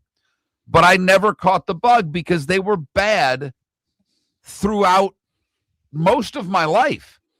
So when asked, if someone were to ask me next year, are they going to be back or are they going to go back in the toilet? I'd lean going back in the toilet because that's what they've always done. Well, but you abandoned them early, though. Okay. You either abandoned them early or you never were on board. Never really. Well, then, with all due respect, you don't count. You're not a Lions fan. You don't count. Okay. Now, you're a Michigan State fan. You're a Wings fan. You're a Tigers fan. You're a Pistons fan. That's a team I've lost. I mean, it's, I'm like, wow, I've watched them this year. I'm like, holy cow. I didn't know if this was ever going to happen again. But was it? So it was a long, and you're talking about the Wings, that it was I never gave up on the Wings. The Wings are, of the pro teams, the Wings and Tigers are 1 and 1A. It's hard for me to differentiate because I have so many memories as a child with the Tigers. But the Pistons, when I was going to games at the Silverdome. No, I know. But also they had a great run in the 2000s and went to 5 straight Eastern Conference championships and back-to-back NBA finals. But they did. Then they had a 15-year period that was lost, just lost after that. But now they're back. Guess what happened? They hired the right guy to run the organization. It doesn't take much to turn an NBA team around. Everybody's playing by the same cap rules. It takes 2 good players. They drafted one in Cade Cunningham. The other guy found a couple others. Bingo. All right. They thought they hired the right coach. They realized they didn't. They spent a ton of money on it. They cut their losses. They hired a guy. He seems like the right coach. Boom. Just like that. 2 years. Pistons turned it around. 15-year run of awfulness. They turned it around in 2 years. But you're right. The Jets fan, they have no hope. The Dolphin fan has lost all hope. I know. They really have. It hit me during the break, and I feel badly because obviously sports is a big part of my life. Not to get too deep here, but my dad wasn't around much. It was my mom and I. My mom had to work 3 jobs to keep us going. I spent a lot of time home alone, and when you're home alone, cars, sports. There's like 3 or music, there's like 3 or 4 things you're going to get into as a kid. Sports has been my best friend forever. Sports has been my companion. Sports got me through my childhood. Okay. I love sports, all sports. And it just saddens me if, wow, your team has beaten you down with a combination of just being bad and being incompetent. beaten you down to the point where, quite frankly, like Dolphin, there's not even folks who in the last week said, this guy sounds like a good hire. And then it's like, but they'll screw it up. Okay, but they'll do this, but they'll do that. I mean, they're done. It's like they can't even see a path to being good again. And I'm like, what are you talking about? I think you could be an 11-win team in 2028. And David, but that's the other point. They've had small tastes of success, and it vanished so quickly. That's even harder because that's the tease. The Jet fan, I think is just largely given up. And the Dolphin fan, Miami fans are front runners. They are. I'm sorry, you are. But every time they get the opportunity to stick their chest out, they get punched in the mouth. And they have no punch back. But you've lost all hope. You're not depressed. You're not disappointed. You're not, I don't know, pick some adjectives here. But you've lost all hope as a fan? I mean, look at the Patriots. I mean, come on now. The Patriots were never any good. Never any good. They had one team in the 70s. They had one team in the 80s. They had one team in the 90s. The Patriots for 40 years were one of the worst franchises in the AFL/NFL. They got the right owner. They hired the right guy. They found a quarterback. They've had 2 bad years in a quarter century. They were awful in the 70s, 80s, and 90s most of the time. But I don't remember. I mean, it's. I guess it's a little maybe of my Midwestern upbringing, David, because I think someone just texted me the Browns. I don't think the Browns fans lost hope. The Browns fans know who they are. I was talking to one the other day. Not like they're buying their season tickets. Not like they quit going to games. Not like it's their favorite team. Wow. And it's funny. If I was a Browns fan, that would be hard. Me too, but they're not. They haven't. Wow. I'm impressed by that. I will say, Texter says, I'm a Maple Leafs fan who still has hope. God bless you, sir. 1967, ladies and gentlemen. 1967. I have a question, by the way. Have they played in the finals since then? No. Like in the 70s? Did they play the Kings? Was that the finals? No, that was a conference final. Gretzky beat them in Game 7, right? And then the Kings went on to lose to the Canadiens. Yeah, no, that was 93. It was a conference final. You just think Toronto, LA, that would be a final, but it was a Western Conference final. Right, yeah, Toronto and LA, It's the NHL. Just don't ask. Right. Don't ask any questions. Another one says, geez, Dave, don't pull the heartstrings so hard today. Sports was your best friend, and I feel the same way. You're tugging at the heartstrings, David. You're tugging at them. It's true. It's true. My best friend, Steven, I've known him since 8th grade. No offense. I had sports before Steven. Absolutely. And with me every day, seemingly. And sports, well, I mean, it can let you down, but the games simply don't. Miller and Moulton, Pat Kirwan, 30 minutes away. American Paint Supplies, celebrating 30 years in Naples, is proud to be the exclusive Farrow & Ball dealer in Southwest Florida. The best thing to come from the UK since the Beatles, Farrow & Ball has the colors and paints at American Paint Supplies. See why all the designers and painters choose Farrow & Ball. For 30 years, American Paint Supplies provides the perfect pairing of service and expertise on 6100 Shirley Street in Naples off of Pine Ridge or online at AmericanPaintSupplies.net. American Paint Supplies is your one-stop shop for all your coating needs. When Glass Doctor replaces your windshield, we don't just send you on your way, we send you off protected. Your local Glass Doctor includes the industry's only 12-month windshield protection plan at no extra cost. That means unlimited chip repairs and even a one-time replacement if needed. High-quality service backed by real peace of mind, right here in your neighborhood. Glass Doctor, Glass Doctor. Call the Glass Doctor, we fix your pains. Oh yeah.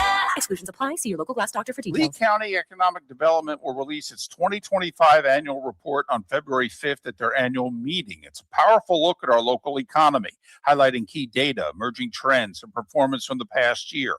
The report covers major industries, workforce initiatives, business growth, and partnerships that drive Lee County forward. For more information about the annual meeting and the Economic Development Office, visit leecountybusiness.com. Lee County, building a better community through business, sports, and tourism. Let's talk the big differences between Floor Meisters and the big box store that sells flooring. Floor Meisters is family owned. They do flooring, not doors, nuts and bolts, or weed killer. They specialize in it. They know it. Floor Meisters backs their installer, so if there's ever an issue, good chance the boss, TJ, will come out and make it right. Floor Meisters prices beat the box stores every day of the week. When you think flooring, think Floor Meisters in Naples. FloorMeisters.com. Real people, real prices, real quality selection. The Floor Meisters, just keeping it real. This is Miller and Moulton.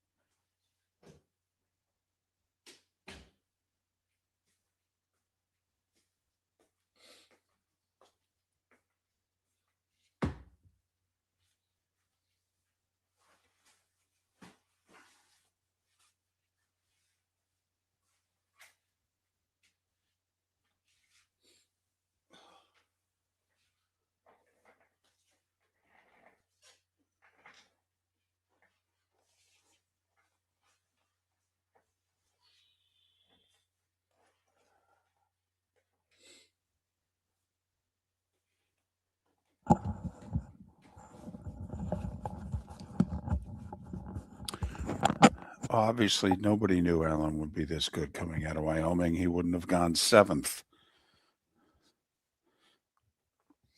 I mean, he was an inaccurate, undeveloped quarterback coming out of Wyoming.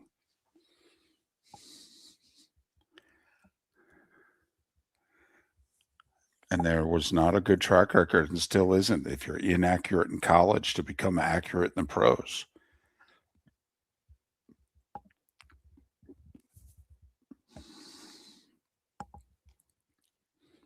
That's why Dable was so highly thought of and why he got the Giants job, because he was given the credit for making Josh Allen Josh Allen.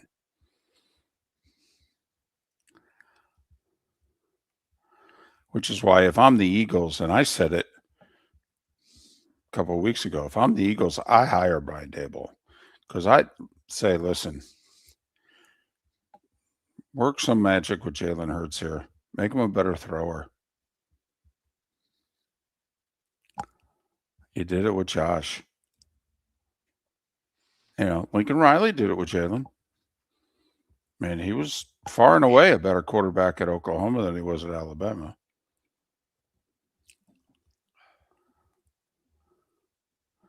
Next year's the year, man. You want a quarterback. You know, though, you're probably right. But this year was too, because the kid at Clemson was supposed to be able to play. And Nuss was supposed to be a top draft pick. And all of a sudden, it's next year. I mean, I'm just saying, it's always that way in January, February, if you know what I mean. I just think there are real numbers next year. Like a lot of people would have to, pardon my French, shit the bed.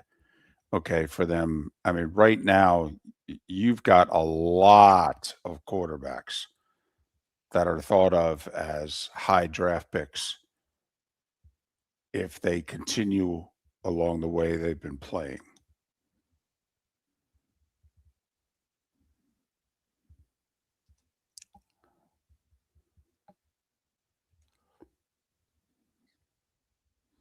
I mean, Dante Moore, Arch Manning, Julian Sayin. And just right there.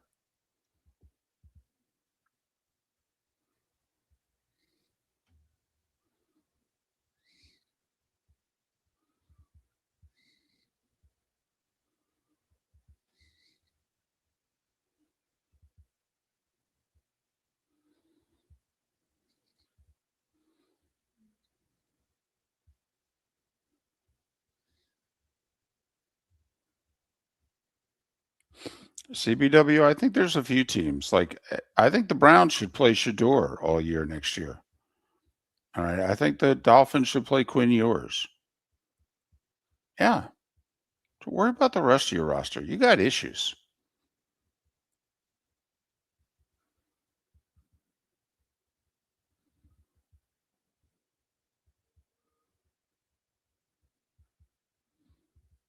No. No, left hooks. I don't think he'd go ahead of Mendoza.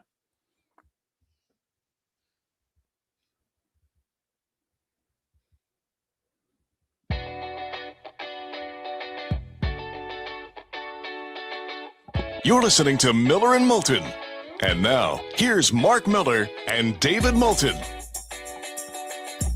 22 minutes till Pat Kirwan joins us at the top of the hour.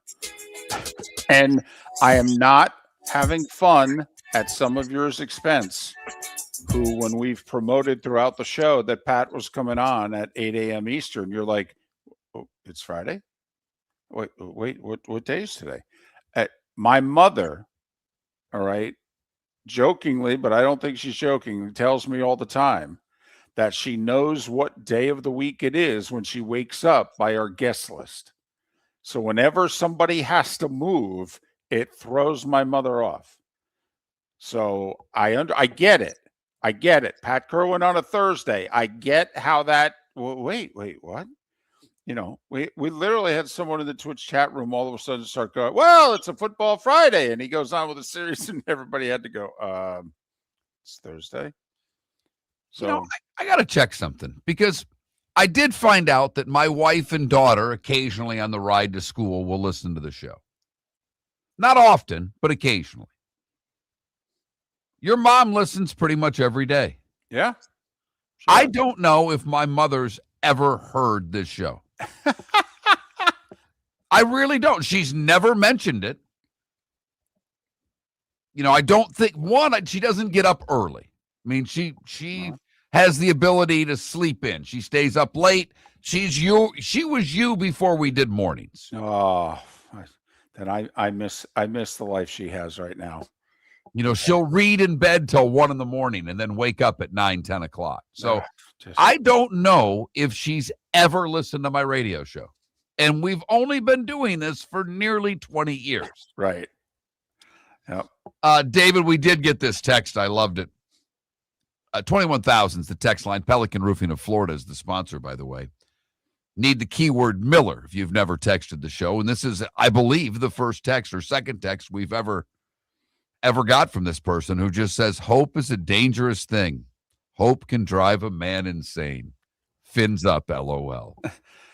But I'm just finding it, besides sad and depressing, I mean, do we have to review? Indiana is the best program in college football. And you guys are losing hope in the Jets and the Dolphins and the Raiders and whatever. Indiana. Okay? I mean, I hate to sound like Jim Lampley when Foreman knocked out Michael Moore, when he just kept saying, it happened. It happened. I mean, it can happen. It really can. And if it can't happen in sports, well, damn. I think it's a lot harder for it to happen in life than sports. There's some truth to that. I think that's a Shawshank quote, by the way, which good job by you. Speaking of the Natty, and this isn't a new phenomenon, but it's, I think, kind of caught South Florida especially off guard in the last week. You can't just show up and tailgate at Hard Rock. No. Like, basically, and first off, do you know, if this is true, this is going to be a mess getting into the game. That not only do you have to have your parking pass to get into the lots, and parking passes are outrageously expensive on the secondary market. Isn't it like $700? I think they've dropped a little bit, but they was up to $750, David. You're not off at all. And I've not checked in a couple of days. But not only do you have to have a parking pass, obviously, to park your car, but according to Hard Rock Stadium, This was a statement they sent to the local NBC in Miami. You need a game ticket to be able to enter the stadium grounds. Yes. You will not be able to park without a game ticket. Everyone in the car needs a game ticket. Now, okay, how on God's green earth are you going to be able to get all of these automobiles into these lots when not only are you checking for a parking pass, but then you're checking for tickets? I mean, I don't go to games a lot. The last game I was at the cocktail party. And it's a mess around Jacksonville downtown to park. It was not a pleasant experience. And I'd not been there a lot, so I didn't know exactly where I was going, and took us a lot longer to get to the lot than we wanted. And we went really early on purpose. I want to say I left at 10:30 in the morning. We wanted to make sure, it was my son and I, it was a big deal to the two of us. He had never been to the game before. It had been 20 plus years since I'd been to that game. So we wanted to make sure that we took in everything. They weren't checking if we had tickets, and it was still a mess to get into the lots. Now, the Hard Rock parking is obviously a little more condensed than what it is in Jacksonville. They actually have lots on the grounds, if you will. But I went to the semi last year, the Notre Dame Penn State game. It's a mess getting in there. Well, also because of the F1 track, there's less parking than there was a half a dozen years ago. Okay, there's less of that lot that's available. So, yeah, parking is harder and more restricted than ever before. And DC brings up a great point. So you're asking a parking attendant who's, making $15 an hour to check every ticket in the car for every car with the lines there are to, it took us last year, and we got there later than I wanted when I went to the Notre Dame Penn State game. It's a mess from the time you get off the highway to park your vehicle. Do you think it's a false threat? Do you think that they're trying to get that word out there and they put it on the ticket, but that, it is up to each individual attendant. And if each individual attendant can't be bothered because the line's so long, do you think it's maybe they're saying this because they're encouraging you, don't try it, don't try it because you could get caught. You could show up and you don't have. I do think I could see them wanting to see a ticket. The person who shows them the parking pass, can you also show me a ticket? But I don't know if they'd make it so that I need to see 5 tickets in the car. I'm wondering if it's a little bit of a false threat. I will say the other, and look, I love any back and forth between fan bases. I do. I truly do. It's good. I don't like some of the violence that occurs between fan bases. I like the back and forth that's fun, a little verbal jousting here and there. And a lot of Indiana people have been putting up, pictures of the Miami Duke game at Hard Rock and showing how many people are at the game. And that's rich because there are a lot of Indiana fans that had never been to a football game until the last 2 years. In fact, if I'm not mistaken, one of the things Indiana would do every other year to make sure they had good overhead shots for media guides and promotional materials is wait until the Ohio State game to take their pictures because the stadium would be full, and fortunately everybody would be wearing the correct color. Damned who they were rooting for, but parking passes have gone down. I'm actually seeing them for, now there are lots that aren't close. So, but yeah, $350 now I'm seeing for parking passes. They were in the $750 range not too long ago. So, I hope that they're not going to check that much. That seems like that would make it a nightmare to get in. By the way, Tickets are dropping ever so slightly. You can get in for less than $3,000 now. And you can get in for less than $5,000 in the lower bowl. Not that that's cheap, but they were over $5,000 for anything downstairs and over $3,000 for anything upstairs just a couple of days ago.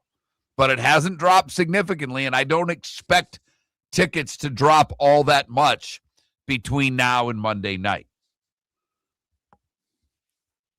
I have the other fun is people that post, whether it's YouTube videos, Instagram, TikTok, etc. There have been some Miami people who have been giving advice to the Indiana fans of where to visit while they're in Miami. My favorite, and they're telling them play, Hialeah and Liberty City, and and please do it at night. It's much prettier at night, and they are picking just the absolute worst places to go to at night. The Liberty City one, we know you're all patriots in Indiana. Liberty City would be a nice place for you to visit. And like all things in Miami, it's always best experienced at night. And I've been getting a kick out of that. So I love the back and forth. The Canes fans are going to be out. It's going to be a riot, but the no tailgating thing, come on. I get what you're saying, David, and maybe that's the case.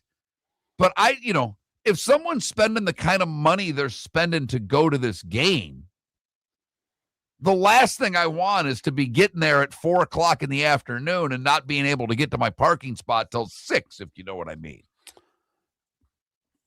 I think getting out will be worse than getting in. Could be wrong, but I think getting out will be an absolute mess.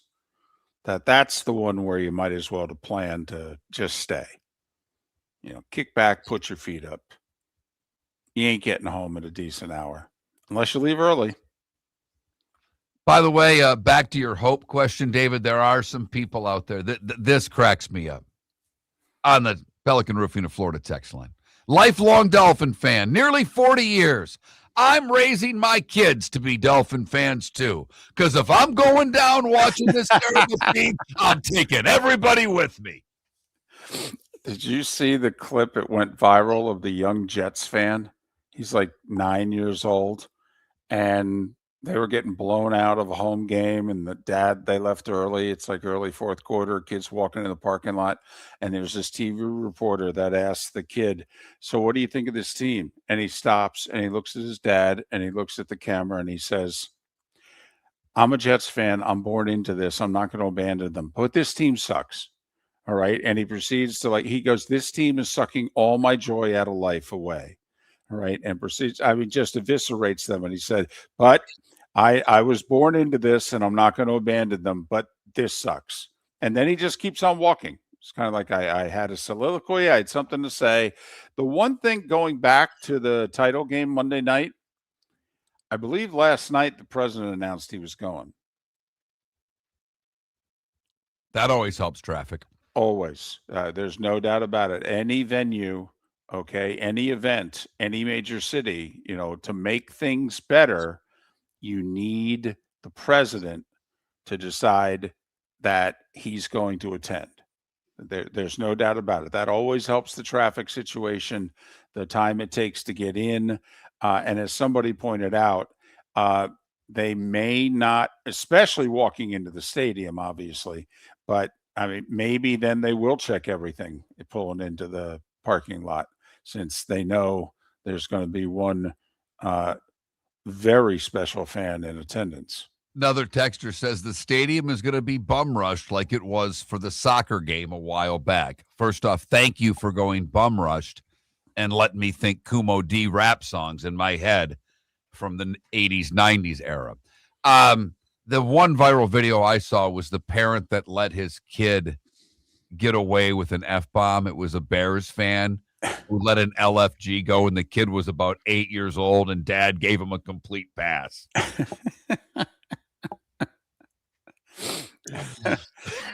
Especially if it was at a Bears-Packers game. Okay? Right. I could see where it would definitely be allowed. And it was just in the living room after the game. He let it shout, and he kind of it happened, and Dad just they put it up on Instagram or whatever. I got a kick out of that, but certainly plenty of reasons for fan bases. The Bears fan, they haven't had this in a while. Well, if they win, it'll be their first time in that game since 2010. And I think it'll only be their fourth conference championship game since the 85 Bears, 85, 88, 2010, or 2006, 2010, and now. So, they had 3 in the 80s, and then Lovey had the 2 in 06 and 2010. And it's been a while for the Broncos. They're obviously very excited. Seattle and San Francisco, they've had pretty good recent history. So as we get ready for divisional round playoffs, Pat Kirwan to join us top of the hour to break down the games. Looks as if we've talked all morning. The Harbaugh thing, people are reporting it's a 5-year deal. They're just ironing out the details, but he's accepted the job. And he will become the new coach of the New York Giants. So one vacancy is filled. Who will be next? What job would you take? Vegas or Tennessee? One of the questions we ask today. But Pat Kirwan to talk the divisional round. That's next. Miller and Moulton, millerandmoulton.com. Spring training is a big win for Lee County. Beginning next month, we will proudly host the Boston Red Sox and Minnesota Twins right here in Southwest Florida. It's more than great baseball. It's jobs, visitors, and $69 million in tourism impact for our local economy. Get your tickets at redsox.com and twins.com. Be part of something that strengthens our community. Lee County, building a better community through business, sports, and tourism. Your roof is your home's first line of defense. At Pelican Roofing of Florida, Ronnie John and their team bring years of experience to protect what matters most, your family and your business. From residential repairs to large-scale commercial roofing, we deliver honest work, fair pricing, and quality you can trust. An upgrade on your roof can lower your insurance costs. Don't wait for a leak to turn into a disaster. Call the experts at Pelican Roofing today. 1-866-9-PELICAN. That's 1-866-9-PELICAN. Online at pelicanroofingcompany.com. CCC 1332512. Let's talk the big differences between Floor Meisters and the big box store that sells flooring. Floor Meisters is family owned. They do flooring, not doors, nuts and bolts, or weed killer. They specialize in it. They know it. Floor Meisters backs their installer. So if there's ever an issue, good chance the boss, TJ, will come out and make it right. Floor Meisters prices beat the box stores every day of the week. When you think flooring, think Floor Meisters in Naples. Floormeisters.com. Real people, real prices, real quality selection. The Floor Meisters, just keeping it real. Hey, football fans, Jimmy the Beef Guy here. This is coming up fast. Wait, did you just beat me? You mean I can't say soup? Whatever. So, guys, if you're having a football party, don't wait till last minute. Remember, guys, our beef packages come with the beef, the gravy, the bread, the peppers. All you have to do is heat and serve. So call me now or stop in one of our 2 locations in Bonita Springs or Fort Myers. And again, guys, please don't wait till last minute, man. Put your orders in now. Mark Miller for Sleep Treatment Direct. They are helping me with sleep apnea. And by helping me, I mean curing me. No more CPAP machine. No more snoring. No more tossing. No more waking up exhausted. Their expert team got me the right treatment, fast and hassle-free. If you want to feel energized and get rid of your snoring, call Sleep Treatment Direct today. 444-1741. That's 239-444-1741. Sleep Treatment Direct. Sleep safe and sound. Play all night, play all day. Experience more in paradise. At Seminole Casino Hotel, we're bringing you more. With real cards and real dealers, 24/7, this is the place where the action never ends. Now you can bet on your favorite team, roll the dice on craps, or spin the wheel for roulette. We've got your game. Plus, the Zigzag Girls Blackjack Pit features nonstop excitement and free drinks while you play. This is Seminole Casino Hotel, minutes away from more. For more information, visit moreinparadise.com. Must be 21 to play slots and table games. Concerned about your gambling? Call or text 1-833-PLAY-WILD. This is Miller and Moulton.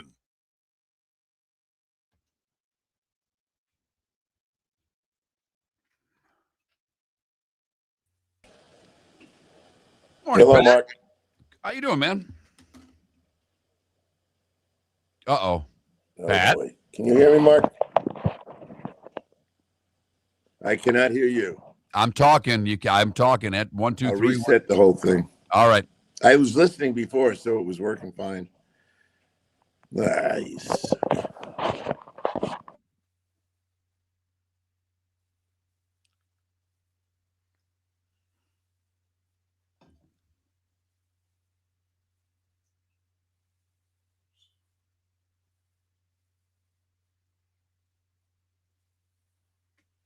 Pius, I honestly don't know. I know it resolved. I think they got like a 20% pay bump, but it was more about, and I think that was already offered. It was more about days off than anything else. And there's an article in The Athletic, and I've completely bypassed it because I'm sorry. I just don't care about the ECHL anymore. That's on me. I don't go. I spent so damn long in that league. I just don't care. You know, my kid's school's having one of those nights where you go to the Everblades game and money goes back to the school. The cheap tickets are $22 now. What? Is Pat reconnecting? Yeah, he couldn't hear us. Where can you get Left Twix? I don't know. I don't know. There's a bagel shop. If I were to get a bagel right in front of where I've got my real estate license, where I hang my license is with McWilliams Buckley, and it's on Daniels, or it's off of Daniels back in that area. There's a place on Daniels that used to be a pretty good little bagel shop. They were pretty good.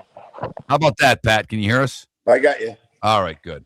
Hey, there's something wrong. I think ever since yesterday with that Verizon thing, everything in my house is whacked. Oh my God, I was freaking out. Yeah. Because I was expecting a call yesterday that I needed to get. And I played golf yesterday. I'm on the phone on my way to my mom's house to get my cart. And all of a sudden, guys like, and I didn't know exactly what my handicap was. And I'm like, I can't pull anything up. What's going on?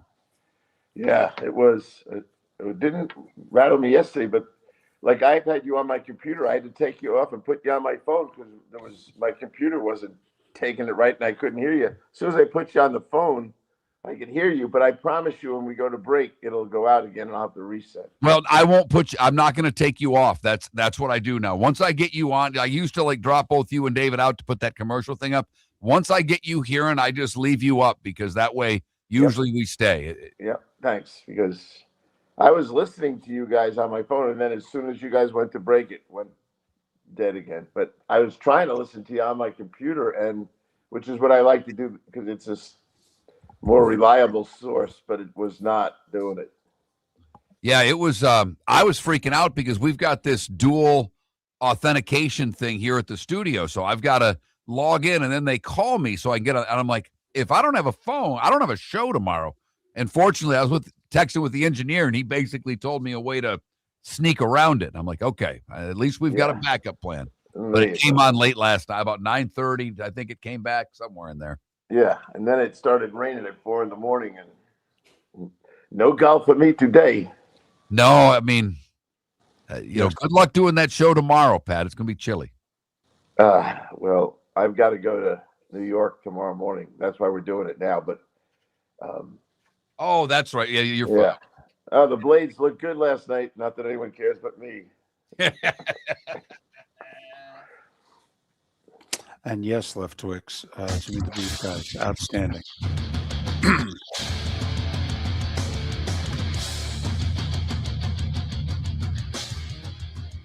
You're listening to Miller and Moulton, coming at you from the Floor Meister Studios. Floor Meisters, keeping it real. And now, here's Mark Miller and David Moulton. Halfway home on this Thursday, at least in Jacksonville, Tampa, St. Pete, Fort Myers, Naples. Final hour of the show, Port Charlotte, Venice and surrounding areas, Live Oak, Lake City and surrounding areas. We are Miller and Moulton, millerandmoulton.com, Miller_Moulton on X. Pat Kirwan joins us normally Tuesdays and Fridays, but he's traveling tomorrow, so Pat moved up his second weekly appearance to today. Pat Kirwan's appearances brought to us courtesy of Pinchers, Tampa to Key West, all points in between. Pinchers, where you can't fake fresh. So Ian Rappaport and others saying that John Harbaugh has accepted the Giants' job. They're working out the contractual details, but John Harbaugh to the Giants. 8 other jobs remain. Your thoughts on the Giants getting their guy? Well, they were intent on getting them, and I think they had enough negative experiences and experiments with inexperienced coaches that this was a target, and they went after him. I know a couple guys over there, and they were in hot pursuit of him. What I heard was, as you would expect, this is not news to the three of us, but John was ridiculously organized, had a plan for everything, and had a lot of impressive names to join him on the staff. So, yep, it turned into the best job for him. And I would think Kevin Stefanski, I think Kevin was their fallback plan. So Kevin will be now the hottest item, I think, maybe even Atlanta, somewhere like that. I think you'll see Kevin Stefanski pop up next. So I think everyone was waiting for the Harbaugh thing. I don't know. Sounds like on 120 million for 5. What the heck? Wow. That'd be 24 per. That's 20% more than Andy Reid. Yeah. Well, he used to work for Andy. I'm sure he asked Andy for advice. Any surprise that the GM stayed in New York? That John was able to accept the job with the current general manager? What I've heard is that they got along quite well, and the GM is perceived as a team player. And John's never been a GM, and I'm sure he was. For what I was told, he was very comfortable. I know that Mr. Mara, John, who's dealing with his own health issues, but John likes the GM a lot. And when it was thought, they're going to get rid of the GM, and then not so fast, John liked, and he said to one of my friends, I like his whole department. I like the way he runs it. So that being said, I think it'll work out quite nicely. And the Giants need this stability, and I think it'll be good for them. And I think what happens with a team like the Giants. This is right up David's alley. What are you selling? You're selling their history. You're selling their stability. You're selling, what it means to be the Giants head coach. And I think enough people, and he could have pursued even more people, but I think he got so many positive feedback answers from everybody about why it's good to be there. And I think he gets a chance to coach the young quarterback, which I heard that went off very well as well. So John is, and I wouldn't call Lamar a headache, but it was unique, and it ran its course for the two of them. So we'll see if anybody can get Lamar to a Super Bowl. But in the meantime, the Giants got their guy, and I'm happy for John. As I said, I'm waiting on Stefanski next. How quickly do you think some of these other jobs, fill up? Well, everyone that has fulfilled the Rooney Rule with 2 live interviews with minority candidates are ready to go. And I hope some of the minority guys get a job or two. But you can't go on and offer this job to anybody if you haven't fulfilled that. And you'll see a lot of interviews this week and over the weekend to get in compliance with that rule. So that will start this thing off. And the Giants got in compliance pretty quickly. And All right, let's get to the games, Pat. Yeah, because, man. Obviously, this is a great weekend of football. We'll do it in order. Buffalo and Denver. Buffalo opened as a favorite. I know you don't care all that much about that stuff. Denver's now a slight favorite. But, Buffalo very susceptible to the run. Denver not a great running team. We know how good their defense is, and we know what Buffalo likes to do to attack. So what's the weakest link? What's the attack point for the other, and how do you see this game? Yeah, thanks. Great question.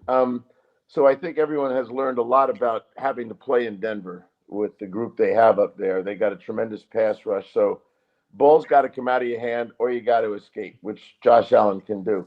I talked to Shakir yesterday, and it's when you start looking at their IR list, there's 3 receivers that they kind of count on.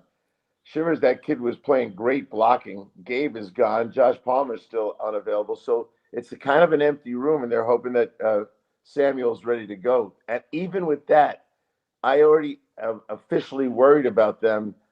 If you're going to try to play this game with 4 legitimate receivers and you love 11 personnel, which they do, you're going to have a hard time playing. You're going to have to move to the 12 personnel stuff. They didn't do a lot of it. They did. Their second favorite personnel group was 22, which is a fullback. Oh, by the way, fullbacks. There's only 13 teams with a fullback. 6 of them are still left in the playoffs. There's 6 teams that still think, fullback's pretty important. And I think for the Bills, a fullback will be very important. How do you get to the fourth quarter? This is a question for David. How do you get to the fourth quarter as a Buffalo Bill and have fresh pass rushers? Because Denver is the fourth quarter John Elway phenomenon still exists there. Look at all of Bo Nix's, big games. Fourth quarter, I was standing there watching it. Kansas City couldn't rush the passer. So they have to be very smart early in the game, almost all the way to the fourth quarter. I'll give you an example. If Ed Oliver actually could play, he'd be only playing third downs. But you have got to get to fresh bodies in the fourth quarter to put out the fire that's where their game is. And their mindset in Denver is, that's all right. As long as we're close in the fourth quarter, we'll win it. And they have been right. They're a very good home team, 8-1. And then Shakir swears that Josh Allen was great at practice yesterday. Mark, how many times did we see him get hurt or almost hurt last Sunday? And they got the short 4 days, and then they're on their way out there. So I think it's a little tough for Buffalo, who I don't think is at full strength, to deal with a team that had a 14-day rest in their building. And I guess I'm flying to Denver next week. I think the Bills have to go 2 tight ends, and they have to play big boy football on offense to keep their defense off the field. That's how you still have legs in the fourth quarter, because you haven't played as many snaps in the first 3. I also think it would emphasize, it would guess, to me, Pat, their 4 best players are on the fence. So their quarterback, their tailback, and their 2 tight ends. I want them on the field as much as possible. I do think a 2 tight end lineup can give defenses, even one as good as Denver, some problems. But Pat, to me, this game comes down to the Bills average over 5 yards a rush, and the Broncos give up less than 4 yards a carry. So something's got to give there. We'll see which way it does. Buffalo struggled running the ball last week. Josh yes, they did. Against Jacksonville, best rush defense in the league. So we'll see what happens here. Second game, obviously, on Saturday, the rematch, Seahawks and Niners from a couple weeks ago. What, if anything, has changed? Well, I talked to Mike McDonald yesterday. I talk to him every week. He's very open about his football team, and when I ask him questions, he's good with it. He had the same concern I asked him. I said, here's a concern I have for you. You tell me if it's your concern. You're a defensive guy. That Purdy, people don't really study him enough if they think he's just a guy. He's not. And his passing stuff in the second level, behind the linebackers, in front of the safeties, he's extremely talented in that direction. And Mike was all over. He goes, man, we are talking about it, and it's an issue for us. And I said, we used to play the Joe Gibbs teams. We sunk our linebackers deep. And he said, yeah, the problem with this is if you do it, they check down to Christian. And now you got a guy who's really in a punt return mode, who's the most talented open field guy. So he said, we have to play it straight. We got to force, maybe it's the safety squeezing down on it. But so that's the first thing. The second thing is, Mike is not, he's a very humble guy. He's handled McCaffrey many times. McCaffrey has averaged against Mike and his defenses, he's 3.4 yards a carry. And when you see McCaffrey not getting what they need to get from him, then I think you see why, in my mind, Seattle has an advantage. So deal with Purdy, understand what he's going to be doing, take McCaffrey away, which they're good at, and then cross your fingers that Sam Darnold doesn't have one of those lay an egg days. Last year in his playoff game, he had sacked 9 times. That's everything to me, because David pointed it out last week, and now others are saying it on a national basis. That I saw someone post something during the game. It seems like I've watched McCaffrey run for 3 yards 1,000 times this year. There's not a lot of burst there. Now that there's not Kittle, I mean, there's so much of this game on Purdy, and while the Niners are the best team in the league converting third downs, Seattle's the best defending it. So I just see a struggle for the Niners with no Kittle offensively, Pat. I'm with you. Now, when you look at these guys, Purdy's 2-2 against McDonald. McCaffrey's 1-2 against McDonald. But George Kittle was 2-1. And George Kittle, in 3 games against McDonald's defense, had 14 receptions and 3 touchdowns. To your point, Mark. He's not there. I think David would agree with us. That guy makes the run game go, too. Yes. And he's not there, and you got to play some different kind of run games, which their coach Kyle's good at doing that. But without him, I think he really helped Seattle play the way they want to play. And back to Sam for a minute. Sam played him twice this year, not 1 touchdown pass. You guys know it, and he's going to have to do better than that for them to win. But I see this one as a low-scoring game. I would say 2017, something like that. I will take Seattle at home. Let me tell you something. If the Niners can get to 17, I'd consider that a good day. I think they scored 17 and 3 in their 2 meetings against them, and they're more injured every time they play them on offense. So, to me, this game's in Sam Darnold's hands. He can win it and he can lose it. And if I'm the Niners, I put the game in his hands and say, which Sam are we going to get? He's Pat Kirwan, NFL Radio Moving the Chains, CBS's NFL Today show. Pat joining us courtesy of Pinchers, Tampa to Key West, and over a dozen locations in between for Pinchers, where you can't fake fresh. Pat and all our guests, like JP Shadrick at the top of the hour, join us on the American Paint Supplies Hotline, your one-stop shop for all your coating needs. Still have 2 playoff games to go. We'll get Pat's thoughts on Texans, Patriots, and Rams, Bears next. Your roof is your home's first line of defense. At Pelican Roofing of Florida, Ronnie John and their team bring years of experience to protect what matters most, your family and your business. From residential repairs to large-scale commercial roofing, we deliver honest work, fair pricing, and quality you can trust. An upgrade on your roof can lower your insurance costs. Don't wait for a leak to turn into a disaster. Call the experts at Pelican Roofing today. 1-866-9-PELICAN.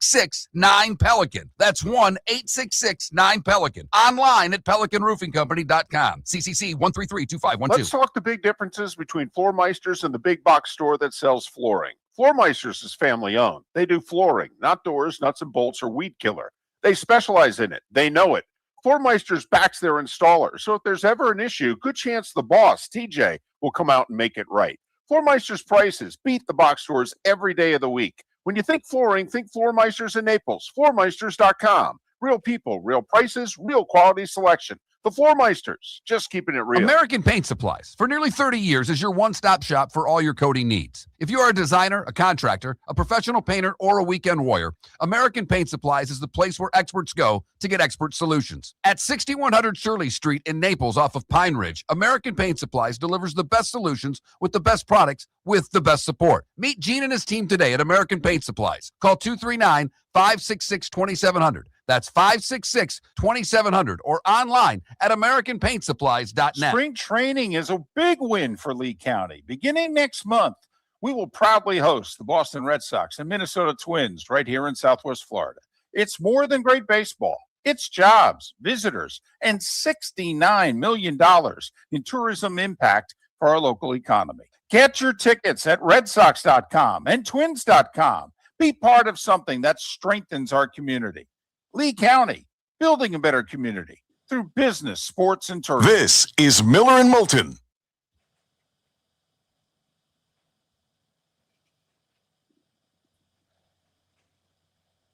Yeah, Pat, I didn't even know the Blades played last night. Well, it's what it is my social life. I know.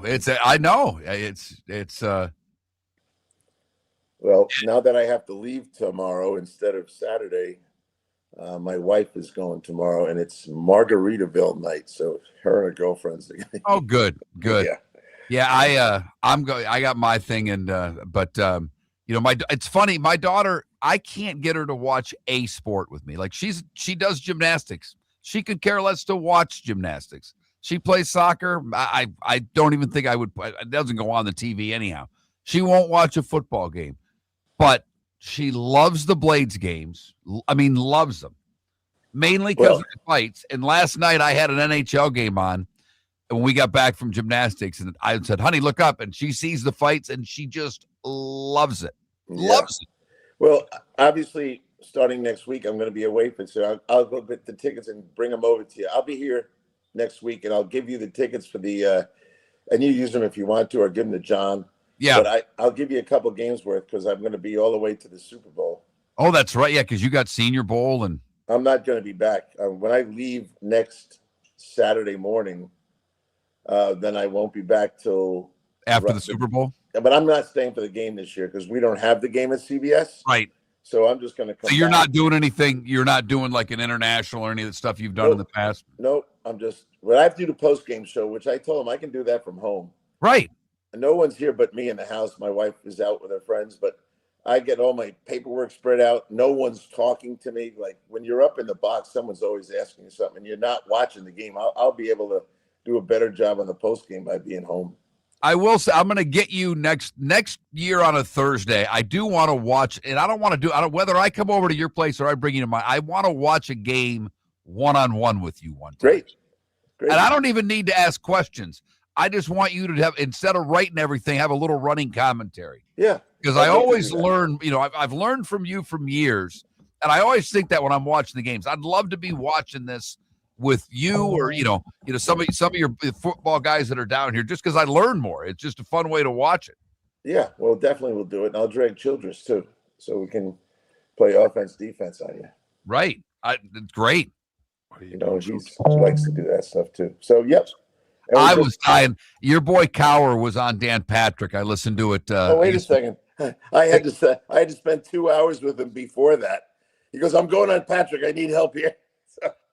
But he was great. But the part that really cracked me up is at the end of it, Dan Patrick says, what are you going to do today? He's probably watched some film, drop a blitz. He's such a coach. It was just funny. It is. And he called me at 8:55 and he said, let's go. I got to go on Dan Patrick and I need to get ready for this. So I said, well, what about our show? He goes, we're going to do that after I do Dan Patrick. So I spent almost all day Tuesday with the guy. He is a riot, but he is a coach's coach. I'll tell you, he's got a couple of favorites. He talks to Harbaugh a couple days a week. He talks to Sean McDermott almost every day. Those are two of his favorite guys. He used to talk with Dan Campbell, but Dan's kind of like he's drifting around a little bit. I said it earlier to our audience that gets to hear everything, the commercials and whatnot. I said, this is me growing up in Michigan. It's like if you were to tell me right now which direction are they going, back up or back down, I lean back down because that's what they've always done. Well, I do admire the GM, and I think the owner is a good owner, and I don't think she's going to let it happen. And I think Dan, he's a pretty good self-critic. He's been kind of stubborn on this go for it stuff, but we'll see what he does with it. I think they are going to fight. They have enough talent to not slide. I hope you're right. Yeah, I do worry about it though, but I think they can get right back in the race. What they got, with the talent they got on offense anyway. It's going to be great. You guys said it to me Tuesday. Like the number one seeds are playing on Saturday. If they lose, all of a sudden Chicago's thinking home field for the championship game. Not only is New England thinking home field, so is Houston. Mm-hmm. Welcome back to Miller and Moulton. Text the guys what's in your mind at 21,000. That's 21000. And now, here's David Moulton. 21 minutes past the hour. Our remaining moments with Pat Kirwan, who joins us a day earlier than he normally does at the end of the week. Pat joining us courtesy of Pinchers, Tampa to Key West, and all points in between. Pinchers where you can't bake fresh. If I can take a moment with you, Pat, before we do the games, and I don't know what's going on, your mic's all over the place, but do you think the NFL will adjust their playoff scheduling? A lot of complaining, a lot more than normal about the Monday Night Football wildcard game, which is not new, and B, the short rest for certain teams from wild card round to divisional round. Neither is new, but the complaining is much worse than ever before. Do you think the league will adjust? I think Pat's lost us, unfortunately. Yeah, I don't think he can hear us. So this is he may have tried to reconnect. That is my guess, because it's happened for whatever reasons. Pat's had a little snafu with his connection, and I see him pop back on. Pat, are you with us? No dice. All right. Sorry about that, everybody, because obviously we know how much you enjoy this segment, and we do too. But for whatever reason, it has been very difficult the past month with Pat, and we can't really figure out why. And we know it's on Pat's end because Pat and David hook up the exact same way. All right. There's Pat. He's on his phone. Pat, David asked quickly, do you think because of all the complaining about the schedule that the NFL will make any changes? No dice. Well, I think we're going to have to move on from Pat, unfortunately. Hopefully we can get it figured out soon.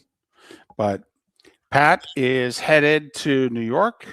CBS has the first game this weekend. They've got Broncos and Bills. By the way, did you see CBS announced that they're adding, with Matt Ryan having already left to go run the Falcons, that they added Kyle Long and Kirk Cousins to their NFL Today lineup. So Pat, can you hear it? Pat? No, we've got to move on. Sorry. I tried it a third time. The third time we struck out, David. That's it. So I may text Pat and see what he thinks about these games. As far as we'll make our picks tomorrow on the show. For the record, by the way, because of the Houston win, David, the Houston win and cover, I have made it to 500. There is a chance I can finish over 500 against the number for the season. You also picked up a game on me, right? Or two games. Okay. You head to head, I was +3, but the two games we disagreed on, you won them both. So I only have a head-to-head lead of picking straight up winners of 1. And obviously we still have, 7 games to go. So you're coming strong on the outside there as well. Well, and it's going to be interesting. I mean, the Rams are favored. We have one road favorite. The 3 home teams, the Broncos they started out as an underdog. They are now an ever so slight favorite over the Bills. At least that's what I have. Others have still seen it the other way. So I would always, you can't shop in Florida. It's the one thing that stinks about the way the gambling. We've got the Hard Rock app. I'm happy we can gamble and gamble legally. But if you are a bettor and you're in other states, you can shop and find the best line. You can't do that here. It is what it is, unless, of course, you're still using a guy. Right. Nothing wrong with a guy. Now, there's nothing wrong with the guy. How worried, and we'll get more into our picks tomorrow, but from the standpoint of the Patriots and the Texans, do you worry at all of the lack of good opponents the Patriots have played? And even last week, it was a depleted Charger team. Do you think that there's any there when it comes to the Texans this week? No, because Houston is great on one side of the ball and average at best on the other. So, can Houston win because of their greatness on defense? Yes. But I think it's still a team that New England can match up pretty well against. So, no. Now, I think it may come into play if they face Denver and they split 2 meetings with the Bills. So, but we'll see this week. I mean, CJ Stroud needs to play well, and he was terrible against Pittsburgh. Terrible. So that, to me, is what I'm looking to see. Can CJ Stroud be a productive NFL quarterback, quite frankly, Sunday afternoon? I mean, I don't think Houston can win if CJ Stroud's going to play the way he did against Pittsburgh. So, also, of course not. I mean, you can't turn it over that much against, but no. I mean, he can't do what he did against Pittsburgh, but he's not, he's about a 65% passer. There's nothing special there. Nico Collins in the concussion protocol. I think he'll play at the end of the day. Pat made a funny comment on Tuesday. He said, the air is different in January with concussions. It's amazing how quickly these guys come back in January. Well, what's interesting is the matchup could be Christian Gonzalez against Nico Collins, Yes. and they're both in the concussion protocol. And I think both will play. I really do. So we'll see. I think Houston needs them. I really do. Although I do too. Wasn't it nice to see a Christian Kirk sighting? And big catches. When Jacksonville 3 years ago made that run, Christian Kirk was a big part of their team. When they started the next year 8-3, Christian Kirk was a big part of the team. Then he got hurt again, and he basically disappeared for a couple years.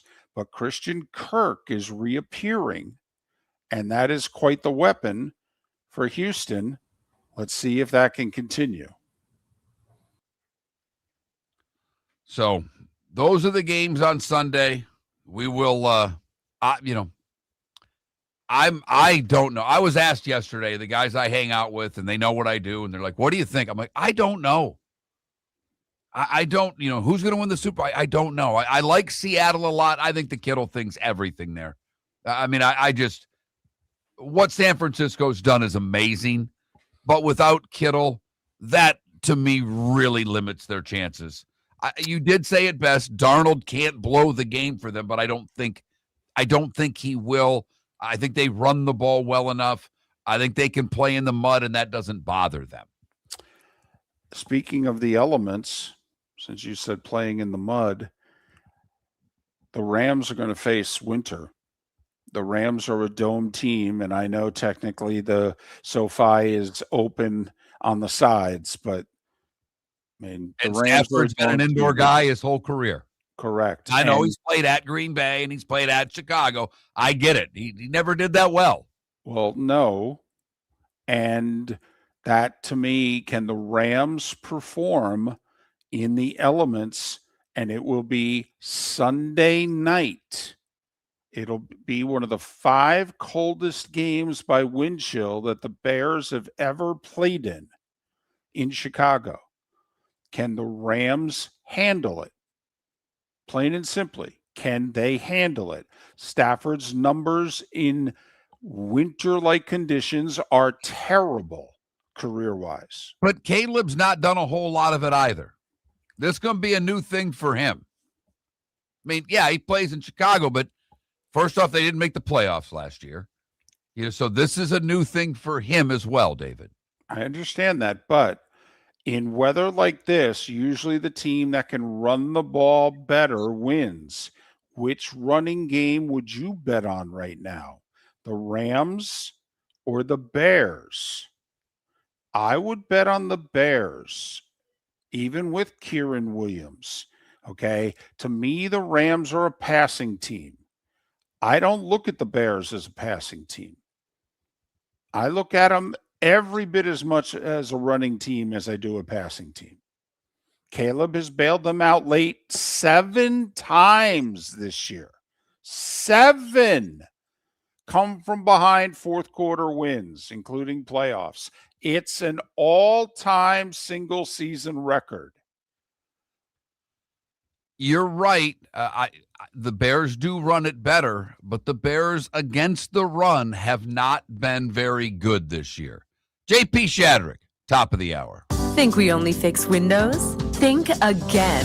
Your local Glass Doctor Home and Business does so much more to upgrade your home. We custom build stunning shower and bath enclosures, install sleek glass doors and windows, and can bring fresh life to foggy or cracked panes. Need a glass tabletop or a statement mirror? Yep, we do that too. If it's glass and it's in your home, we're the team to call. Call the Glass Doctor, we fix your pains. Oh yeah. Mark Miller for Sleep Treatment Direct. They are helping me with sleep apnea. And by helping me, I mean curing me. No more CPAP machine. No more snoring. No more tossing. No more waking up exhausted. Their expert team got me the right treatment, fast and hassle-free. If you want to feel energized and get rid of your snoring, call Sleep Treatment Direct today. 444-1741. That's 444-1741. Sleep Treatment Direct. Sleep safe and sound. Let's talk the big differences between Floor Meisters and the big box store that sells flooring. Floor Meisters is family owned. They do flooring, not doors, nuts and bolts, or weed killer. They specialize in it. They know it. Floor Meisters backs their installer, so if there's ever an issue, good chance the boss, TJ, will come out and make it right. Floor Meisters prices beat the box stores every day of the week. When you think flooring, think Floor Meisters in Naples. Floormeisters.com. Real people, real prices, real quality selection. The Floor Meisters, just keeping it real. American Paint Supplies, for nearly 30 years, is your one-stop shop for all your coating needs. If you are a designer, a contractor, a professional painter, or a weekend warrior, American Paint Supplies is the place where experts go to get expert solutions. At 6100 Shirley Street in Naples off of Pine Ridge, American Paint Supplies delivers the best solutions with the best products with the best support. Meet Gene and his team today at American Paint Supplies. Call 239-566-2700. That's 566-2700 or online at AmericanPaintSupplies.net. This is Miller and Moulton.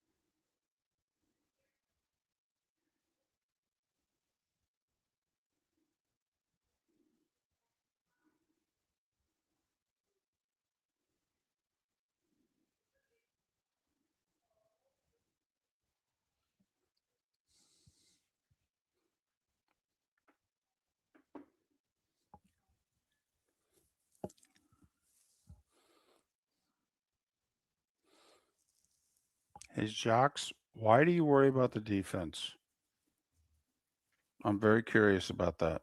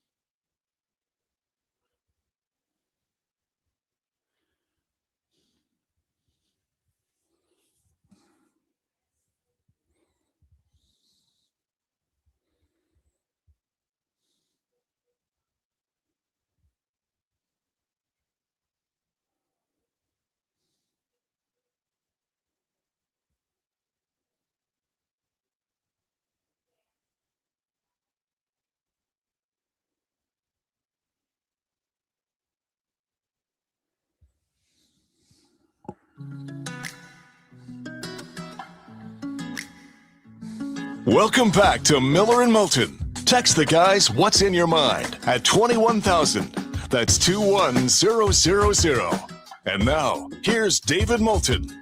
22 minutes till JP Shadrick joins us at the top of the hour here on Miller and Moulton, millerandmoulton.com, Miller_Moulton on X.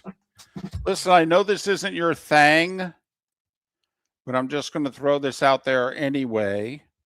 I mentioned it in the starting five, but I mentioned a lot of things in the starting five that we don't necessarily go into any detail about afterwards.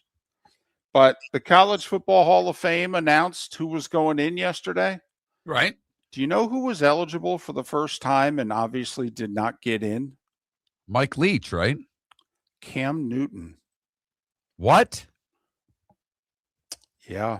It might be I don't know. That's pushing it. It's one of the best seasons any college quarterback's ever had. Yeah. Yes. I mean, it's indisputable. I don't want to try to say it was the best because that's way too bold of a statement, and people don't like that. But individually, when you look at the rest of that team, and there were a lot of seniors on that team. Yeah, there were 24 fourth and fifth year seniors. But how many of them went to play in the NFL? 2, both on defense. Thank you. Now his offensive line was made up. I think the top 6 were all 4th and 5th year seniors. I mean, they were a very experienced team. They needed a quarterback. They took this guy at a, Bryn Community College, and the rest is history. But I get it. He played what? He was a 3rd string quarterback in 2007 on the Gators, got dismissed. I don't know where he was in 2008. 2009, he was at a JUCO, all right, and he played the year at Auburn.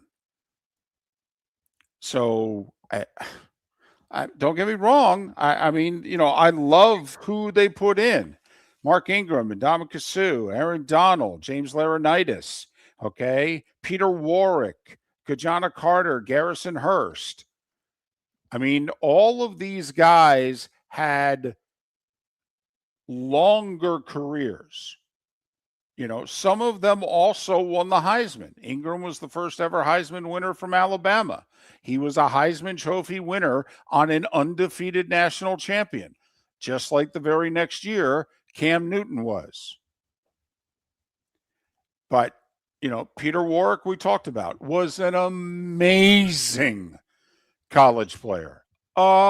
Amazing. But, I mean, we've talked about this before. I've been on a couple of Hall of Fame committees in which I damn near resigned from the one because they weren't going to vote a certain candidate in. And I said, if you're not putting this person in, I quit now. I can't be associated with this group. But it's been 15 years since he played. I thought that's what you need to be eligible. I mean, Mark Ingram's last year was 2010. Cam Newton's last year was 2010. Yeah, and the only really, player requirement, if you will, they must have received a first-team All-American recognition. Check. Well, yeah. No, I'm just saying. That's right. Right. 10 full seasons after his last year of intercollegiate play. And this was 15. Check. Yeah. I mean, I think Ndamukong Suh's last year was 2009 with, Nebraska there. Yeah, I mean, doesn't somebody in the room raise their hand and say, are we really going to have a class of 2026 without Cam Newton? What are we doing? By the way, I did not catch this live. I saw it on X or TikTok or whatever on Monday. The young Carolina receiver who scored the touchdown against the Rams early in the game and looked over at Cam Newton. And remember, how Cam would kind of Right. duck down and have his arms straight across, shoulder high. Yeah. And so he did the Cam to Cam. And I'm like, good for you, young man. Apparently the Panthers and Cam are making up. It ended badly and what have you. Apparently Cam Newton and the Panthers organization are making up. But I mean, I don't want to belabor the point, but I resigned from a Collier County thing, and they were putting together they were honoring their first athlete, this committee in Collier County. And I said, well, you got to honor Edger and James. And they said, well, no, we're not going to go with Edge. And I go, he's the greatest athlete to come out of the county. They said, well, we've already decided. And I said, well, I quit. Well, it means he probably didn't, because he didn't go to Naples High, not to get too inside baseball there. Yeah, well, I'm sorry. I'm out. Right. The politics. No. I just said, well, I'm out. You got to be kidding me. I mean, that's like a Lee County thing. And, come on. If Lee County opened up a Hall of Fame for Lee County athletes, who's the first guy who's got to go in? Dion. Right. I mean, we can. And there's a bunch of others. Yeah, totally. Yeah. Others. Right. Devon Curse, Yeah. Ernest Graham, there's a lot of great, and I'm missing a bunch, Right. Eddie Bay in basketball. There's a bunch. But come on now. We know who number one is. Right. That's so, doesn't someone in the room raise their hand and go, hey, I just have a question. Since we're putting Mark Ingram in, isn't Cam eligible? He is. We're not putting Cam in the Hall of Fame. I'm sorry. We can't. Listen, I love Herman Moore. I love Martin Harrison, an great college player. Herman Moore, great college player. Come on. More of a legacy in college football. Herman Moore, Marvin Harrison, Cam Newton. Come on now. Right. What are we doing? No, there's no doubt. This stuff works you up too. This bothers you. It does. I love it. It Because does. Because you don't care at all also. So that's another not reason at why. all. Not at all. So I'm fired the up. College one I care less about than maybe any that and the Golf Hall of Fame. Those are the two that get you worked up, and I'm like, whatever. I don't care. Golly. There are guys in the Golf Hall of Fame that you got to be kidding me. See, I just have to bring it up and he gets fired up. I don't care. I feel like Ricky Gervais at the Golden Globes right now. I don't care. I don't care. Thank your agent and your God and just get off the stage. So it's funny. I thought this was going to bother you. And, for about 4 seconds you went, I'll be darned. And now you're just enjoying looking at me in StreamYard here. And you're right. You genuinely get worked up. And it's because I don't go backward. It's a fault of mine. And it's not just with sports. I was with a buddy a couple weeks ago. He was bringing up stuff from many years ago, and I'm scratching my head trying to remember what the hell he's talking about. Listen, I woke up this morning. I didn't know what day it was. I get it. All right. But I don't know how you put your name on this. Were you guys on the 2026 College Football Hall of Fame committee? Yeah. You didn't put Cam in? Could you tell me how that discussion went? Okay. What's the problem again? And I don't want to hear about the damn laptop. I don't. Give me a break. It's really, quite honestly, it's like bringing up the damn crab legs with Jameis. Like those players weren't going to that Publix for years getting free meals. New manager decided to puff his chest out. Come on. Let's just slow down here. Why do we live in this false reality? But also, we can get into the whole, what guys have gotten under the table and all that. Do we really want to? We're seeing it now, and it seems unseemly. Imagine what it was like when you had to keep it secret. How unseemly it was. So, oh well. Anyway, and as somebody pointed out, Peter Warwick had Dillard's, and he's in. All right, so, enough already. That's the Steve Spurrier Free Shoes University time, right? Oh, it's great. You can't spell citrus without UT and Florida State, Free Shoes U. I mean, come on. We wouldn't, as media, kill for coaches like that. Never mind how great he was and innovative as a coach. But for a personality like that, a wit like that, I mean, remember what he said, about Arch. Well, I don't know how good he could be. I mean, he sat behind a guy who got drafted in the 7th round. I mean, and that's now. Right. That was midway through this year. They were getting ready to play Florida. Well, I don't know how good he is. Sat behind some guy who got drafted in the 7th round. I mean, do we know how good he is? Quickly, David, Pelican Roofing of Florida text line. Texter chimes in that the NASCAR Hall of Fame is a popularity contest. Do you have any problems with that Hall of Fame? Yes, I do. Thank you, Texter. Because, again, I don't care. But I do like getting him fired up about Halls of Fame. The baseball vote, I think, is getting released next week. And then we've got the Pro Football Hall of Fame coming.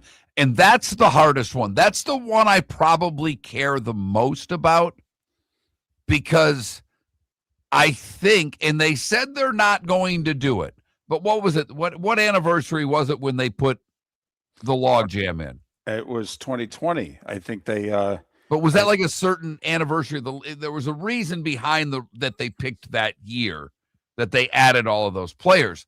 And I don't know if it's 2040. I don't know if it's 2030. I don't know if it's 2035. I don't know when, but it seems to me at some point they're going to have to do it again. And I am very much of the opinion that borderline Hall of Famers shouldn't get in the Hall of Fame. But when you go to the finalist list of the Pro Football Hall of Fame, it's hard to argue that any of those guys shouldn't get in. Although I will say, in the last handful of years, there have been some very interesting decisions made at the end. Like, you could look at the guys who got in last year and then look at the guys that they kept out. Yes. And there are a lot of stunned over some of the results. There are a lot of people that think that there are 4 guys they left out last year that were better than the 3 guys they put in. Well, that was the other side. We thought, David and I had kind of come to the assumption that every year they're going to put the maximum amount of guys in. And the fact that they didn't, and I were stunned. Stunned. Only creates more of a logjam also. We got a coaching logjam and a player's logjam. So, all right, Halls of Fame. David gets fired up. Can't wait as we get closer to the Pro Football Hall of Fame, because that could set him off again. No, but outside of the occasional Gator fan who just talks about Cam Newton like he's a piece of trash. I mean, seriously, who's not voting for Cam Newton for the College Football Hall of Fame? It seems laughable to me. It's like, wait, why do you have a vote? I mean, that's what bothers me. It's like, wait, you have a vote? You didn't vote Cam Newton for the College Football Hall of Fame, and you have a vote? Well, seriously? It's why you and I have complained about, and was it Levitard that made a mockery of the Baseball Hall of Fame when he put his vote up for sale, basically? and I love him for it, by the way. I do. Because there are a bunch of baseball people that still have Hall of Fame votes that don't cover the sport. The same thing for the Heisman. The people who have Heisman Trophy votes that don't not only cover college football, that aren't even covering sports anymore. It's criminal. A guy who I like, who I'm friends with, who got out of the business about 7 years ago. Never got back in. Still has his Heisman vote. I couldn't get one the 20 years that I was involved in college football. Couldn't get one. Had it, lost it when I came to Florida, tried to get it back. It was by state, right? Is that why? Yeah, and region, if you will, because the votes are divided up by regions. Right. And in the state of Florida, Mike Bianchi controls who votes for the Heisman. He does. That's not out of school or anything. It is. Mike Bianchi controls, and he can take your vote away and he can give it to other people. And I pointed out, I said, listen, this person's in pharmaceutical sales, hasn't done sports for 5 years. I'd really like their vote. and here are the people you could talk to. And I voted for the Heisman in these years, and this were my vote. And no, didn't happen. Okay. So there, David. Right. But So there. I would have voted, I mean, maybe it was because I voted for Charles Woodson over Peyton Manning. Well, I do think that that's a reason why I should have one before you, but that's just me. I thought the Werfel vote would get me in, but oh well. We'll put a bow on Duval when we come back. JP Shadrick joins us to talk about, the end of their season and what's ahead for the Jags. That's next. Miller and Moulton, millerandmoulton.com. The Cape Coral Police Department is growing, and they want you to be a part of it. They're hiring new officers. Starting pay is between $74,000 and $90,000, depending on your experience. And with a $10,000 hiring bonus, you could be making $100,000. Enjoy paid holidays, off-duty details, plenty of OT opportunities. They're also hiring dispatchers and professional staff. So go to capecops.com. Capecops.com. Be brave, be best, be Cape. Hey, football fans, Jimmy the Beef Guy here. This is coming up fast. Wait, did you just beat me? You mean I can't say soup? Whatever. So, guys, if you're having a football party, don't wait till last minute. Remember, guys, our beef packages come with the beef, the gravy, the bread, the peppers. All you have to do is heat and serve. So call me now or stop in one of our 2 locations in Bonita Springs or Fort Myers. And again, guys, please don't wait till last minute, man. Put your orders in now. Got a cracked window or foggy glass? Don't wait for the next storm to make it worse. Your local Glass Doctor Home and Business is just down the road and ready to help. From leaky frames to shattered panes, we've got the tools and the know-how to get your home or business storm ready. With flexible scheduling and our done right promise, you'll be in good hands. So before or after the weather hits, call your neighbors at Glass Doctor. Glass Doctor, Glass Doctor.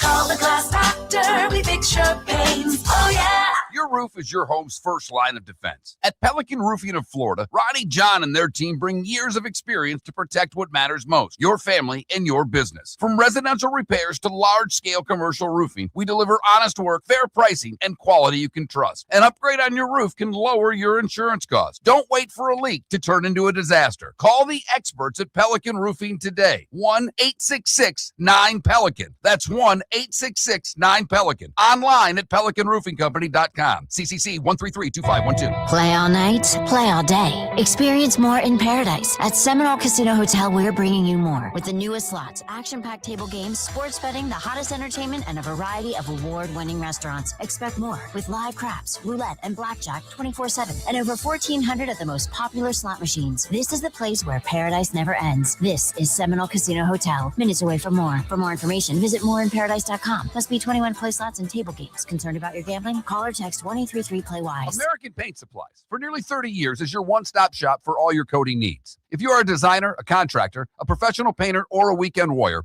American Paint Supplies is the place where experts go to get expert solutions. At 6100 Shirley Street in Naples off of Pine Ridge, American Paint Supplies delivers the best solutions with the best products with the best support. Meet Gene and his team today at American Paint Supplies. Call 239-566-2700. That's 566-2700 or online at AmericanPaintSupplies.net. This is Miller and Moulton.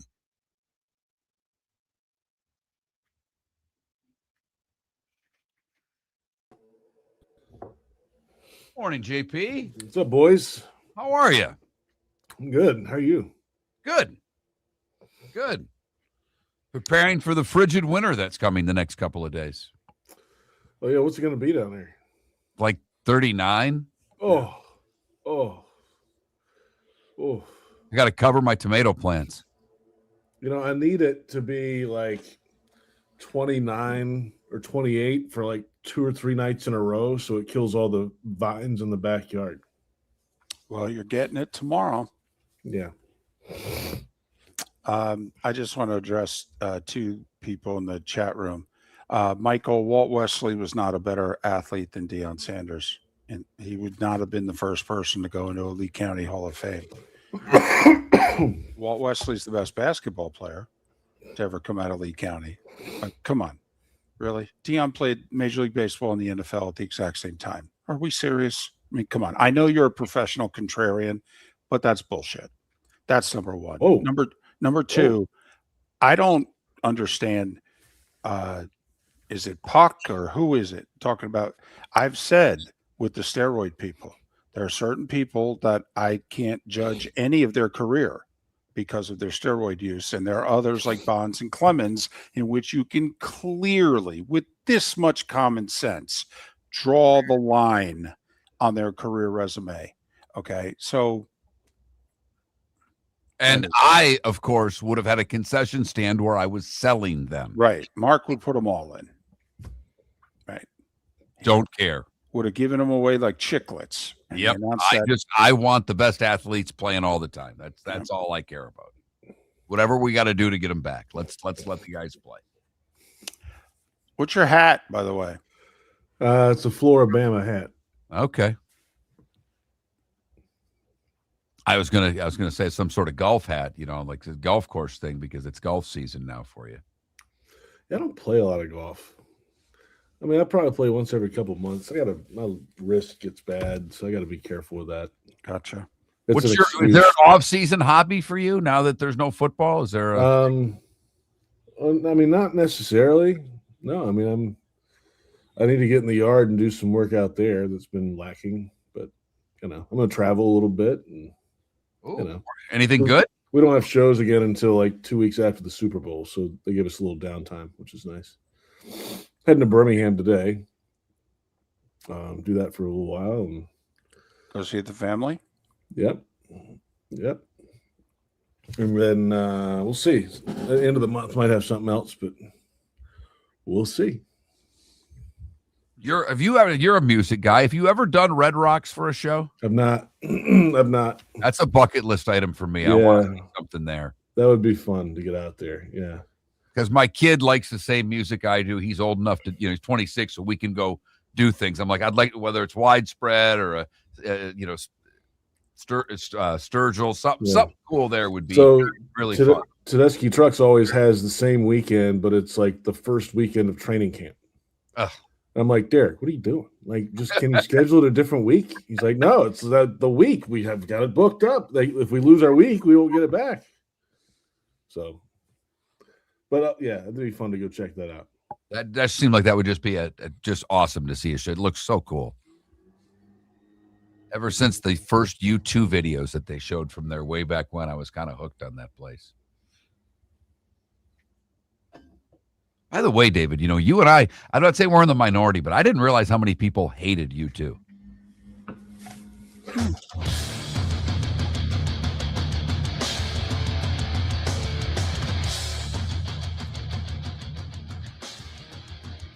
You're listening to Miller and Moulton, coming at you from the Floor Meister Studios. Floor Meisters, keeping it real.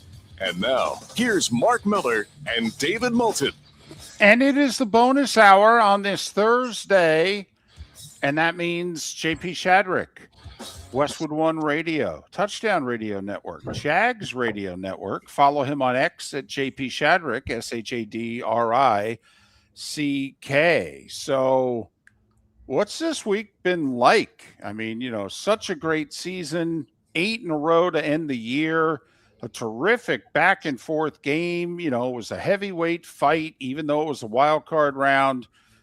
And boy, when it's over, it's very sudden in the playoffs, isn't it? It is. I mean, 2 days later, everybody's on the way to Cancun. I mean, that's how fast it is. It's like, you got the lead with 4 minutes to go in the game, and then the game ends and you lose. And it's like the next day, everybody's out of there. So, and it's kind of, I guess I've heard it's that way after the Super Bowl too. Yeah, you had the party that night, you had the parade, and the next day it's just like ghost town. So that's just kind of the nature of the NFL. But it was a great run, and I think 38 million people watched the game, which was a record for that time slot on Sunday in the playoff game in the wild card round. And it's a fantastic game. 4 fourth quarter lead changes. But it's a little different when you're on one side of it and not the. Right. It's not. It's no doubt. It's like, wait a minute. Yeah, it was a good game, but God dang, the defense was awful in the fourth quarter. They couldn't get off the field, and it's just one little thing after the other. So it's a different viewpoint, and it's a great year and a good baseline starting point to start all over again this offseason. They do have some work to do. All right. Miller and Moulton are very critical of not taking points. Yeah. How critical have the folks been towards you and what you post game, etc., up 7-3, not kicking the field goal? It drives the two of us crazy. We get it. That's the NFL. We're old guy on the porch yelling. How much yelling was done? It was a little bit. Yeah. I mean, that led our halftime show and had a little piece in the post-game show too. It's just kind of how it goes. But it's not the first time and it's not the last time that Liam Cohen's going to do that. He's going to stick to his guns. If he feels like he has some momentum down in the red zone on 4th and 1 or 2-ish, they're going to go for it. And they had a good play call. Trevor just tripped over his size 15 feet and couldn't get there in time, and his shin hit the ground. Now, his case, Liam Cohen's case, is that, okay, we have the momentum. If we get the first down there and score, maybe it's 14-3. And then you got, a bigger lead and momentum and all that. And going back to the defense, they can also make a stop too. They allowed a 92-yard drive off that. So it just didn't work out because the defense didn't work out after it. I get it because the difference in the game was 3 points. They also missed a field goal later. So there were some points left out there, but that's Liam Cohen. He's going to do that, and that's his aggressive style, I think, to kind of wake the team up and get them into it. Listen, Josh Allen's the best player who's still playing in the league. But the pass defense, their wide receiving core is bad. It's not average. It's bad.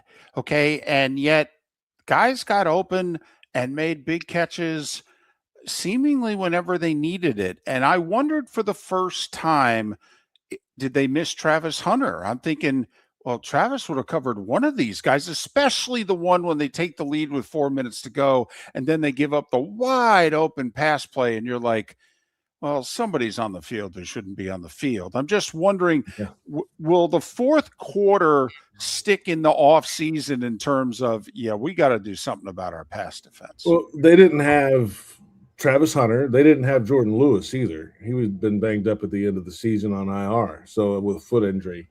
So those were their two top corners. I mean, really.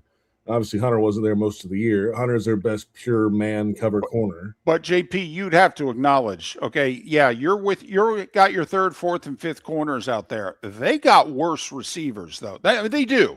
Those, I'm sorry, their receiving core is one of the five right now. Is one of the 5 worst in the league. You should not have gotten beat forcing Josh Allen to throw the ball. Is that a fair statement? I think it's very fair. Greg Newsome got beat on that last drive. He stayed low. The guy went past him. The pressure was in Josh's face, but he got it away and threw it out there. And that's, you know what? Guess what? Greg Newsome was brought in a trade to finish out his contract, and he's a free agent coming up. And I would be a little surprised if he's back. Let's put it that way. So hey, they're not going to stand for some of that. Like if you make mistakes over and over again, like in the past, maybe they would double down on a decision they made to save face. Now it's like, you know what? Let's move along. And I think that's what's going to happen a little bit in the secondary. And they're going to get some guys back. They got Caleb Ramsell, who they drafted last year, who didn't play at all, who they're really confident in at safety also. And they're going to have Travis Hunter coming back. And I think he'll probably lean a little more towards defense. They also have, they've got tough offseason decisions, JP. There's some free agents that, whether it's Etienne and some others, that they are right up against it on the cap side. So this is going to be an interesting offseason for the front office. I mean, they have some tough decisions to make it the way I look at it, JP. Do you agree with that? Yeah, I do. I mean, the big one for me is Etienne. Because he produced. I mean, he's perfect for this offense. And he proved that in a year where there was a lot of competition around him in training camp going into his contract year. Tank Bigsby, they drafted 2 running backs as well. And a lot of running backs or players in any position will be like, oh, I'm the starter here. I'm the guy, and this is ridiculous. He put his head down and went to work. And like that attitude scored him a lot of points in the building with the way he went about his business in training camp. Of course, right now is the time that the neighbor decides to mow the lawn right by the window. So my apologies for that. No, it's fine. It happens. The way he went about it, and then the way he learned the offense and stuck to it, I think that goes a long way. I don't really believe in hometown discounts, but he should consider that if he has to go somewhere else where they don't necessarily know his full skill set and how to use it, it can be a long slog. So he's in a good spot. We'll see if they can come to a deal. The other one I don't think is going to be even a question is Devin Lloyd. I think he's out of here. I know he's productive. I know he had a big year, but I don't think you pay a linebacker for one interception season.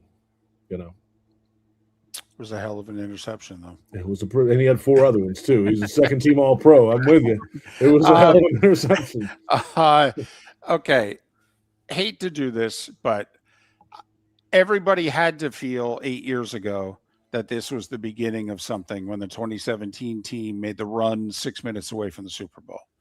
And that group of guys didn't do squat. And within 3 years, there was a whole new regime. Well, then obviously in 2022, when Trevor and the gang and Doug Peterson, and they finished the way they did, and they won a playoff game. And yeah. And so now here we are. And, you know, does it look, I don't want to say feel, because it kind of all feels the same, but does it look, when you go back and examine how the rosters look then as to how it looks now, does it look different, that this is somewhat sustainable? They have 13 draft picks next year, not a first rounder, but so they've got a lot of ammo to go get players that they want in certain positions. And James Gladstone proved in LA that he's a master of that. And I'm curious to see, with this many picks, what kind of other deals come down, you know, what else is on his mind. There's no, like I was talking about a second ago, if they make a mistake on a guy, they're not going to double down on it. They'll carry on and move on from somebody. And that's the difference, I think, around here now, that maybe in the past, we got to put X player on the field because we just drafted him 2 years ago. And, you know, well, then that's a problem. You got to go earn it. And that, I think, is a reason why this thing could be around for a little bit. I may not win 13 games every year, but, you know, and the quarterback's got his head on right. That's number one. And they've got some receivers that are going to be around for a while too. And the offensive line's going to stay intact. I mean, they just signed Van Lannon. So they're happy with that group, at least from a baseline perspective. And now they can kind of cherry pick some spots around it. On defense, they're going to have to do some work. So that's what we just talked about. They need another pass rusher. I mean, they had no pressure on Josh Allen the other day. Like 2 quarterback hits. And they hit him now when he ran, okay, but he's 10 yards down the field. So if you're going to win games, especially in the playoffs, you need a guy who can close the game. So if they can find that, I don't see this team going down to a 4-win team again. Let's put it that way. I think they're in the mix. They're in the hunt every year, or most years. It just kind of has that feel. To JP's point with all of the draft picks, yes, no first rounder, but 2 second-round picks, 3 third-round picks. That's 5 quality guys that they should be able to add to that roster. So when you see the no first-round pick, I don't even know sometimes if that's a bad thing, because when you're picking late in the first round, usually the player doesn't equal the value in a lot of cases. But you did point out the receivers, JP, and Washington really emerged as a great number 3, if you will. We talked about this earlier. Does that mean Hunter becomes more of a corner next year? I think that was the field from the press conference yesterday. James Gladstone and Liam Cohen spoke yesterday, and yeah, probably lean a little bit more towards defense and then give him some packages on offense. It was just a lot. I mean, this offense is so technical that he was having some struggles lining up early in the season. Let's be honest. That's what it was. So, all right, get him back. He's a fantastic corner, and then go from there. And that's fine. And he'll still play both ways. James said that too. But let's give him another different kind of focus, something that's more of a natural read and react position where he's really, really strong. Hey, JP, thanks for doing this all year. We appreciate it. Always a pleasure, boys. Man, this is this makes my Thursday mornings. Honestly, it really does. Every week, it's pleasure to sit down here and talk ball with you guys and other things. Yes. JP Shadrick, Westwood One, Touchdown Radio Network, Jags Radio Network, and now he heads to a couple-week break, and then he's back doing Jags radio stuff and Jaguars.com. JP, all the best. Thanks for everything. Yeah, thanks for everything, JP. Mark, Dave, love you guys, man. Have a great one. All right, safe travels. And hopefully lots of them. As he goes to visit family for a little while. And then, JP's he went to the city last year and did a whole bunch of music stuff. And right. We'll have JP Bourbon reviews in February and then a concert review sometime, maybe around June. We'll see. Hopefully talk before the draft. JP Shadrick, Jags, pre and post, Westwood One, Touchdown Radio Network, all that stuff helping us out all year long on Miller and Moulton. Miss any of the show, millerandmoulton.com is where you download anything you missed or your usual podcast places. The good, the bad, and the ugly. Today was the day when and what's on tap. That's all still ahead on Miller and Moulton. Your roof is your home's first line of defense. At Pelican Roofing of Florida, Ronnie John and their team bring years of experience to protect what matters most, your family and your business. From residential repairs to large-scale commercial roofing, we deliver honest work, fair pricing, and quality you can trust. An upgrade on your roof can lower your insurance costs. Don't wait for a leak to turn into a disaster. Call the experts at Pelican Roofing today. 1-866-9-PELICAN. That's 1-866-9-PELICAN. Online at pelicanroofingcompany.com. CCC 1332512. Cape Coral Police Department is growing, and they want you to be a part of it. They're hiring new officers. Starting pay is between $74,000 and $90,000, depending on your experience. And with a $10,000 hiring bonus, you could be making $100,000. Enjoy paid holidays, off-duty details, plenty of OT opportunities. They're also hiring dispatchers and professional staff. So go to capecops.com. Capecops.com. Be brave, be best. Be Cape. American Paint Supplies, for nearly 30 years, is your one-stop shop for all your coating needs. If you are a designer, a contractor, a professional painter, or a weekend warrior, American Paint Supplies is the place where experts go to get expert solutions. At 6100 Shirley Street in Naples off of Pine Ridge, American Paint Supplies delivers the best solutions with the best products with the best support. Meet Gene and his team today at American Paint Supplies. Call 239-566-2700. That's 566-2700 or online at AmericanPaintSupplies.net. Let's talk the big differences between Floormeisters and the big box store that sells flooring. Floormeisters is family owned. They do flooring, not doors, nuts and bolts, or weed killer. They specialize in it. They know it. Floormeisters backs their installer. So if there's ever an issue, good chance the boss, TJ, will come out and make it right. Floormeisters prices beat the box stores every day of the week. When you think flooring, think Floormeisters in Naples. Floormeisters.com. Real people, real prices, real quality selection. The Floormeisters, just keeping it real. This is Miller and Moulton.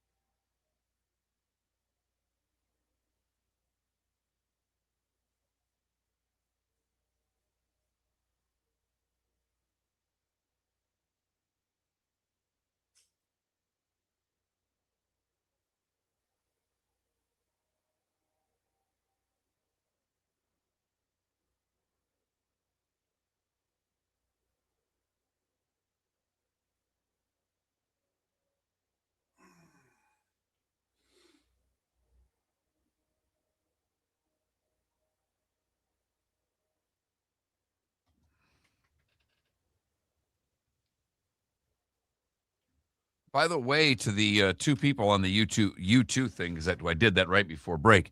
The iTunes thing could be some of it. The one person said Bono's politics. The people that I know, that's never brought up. They hate them musically. I mean, hate them.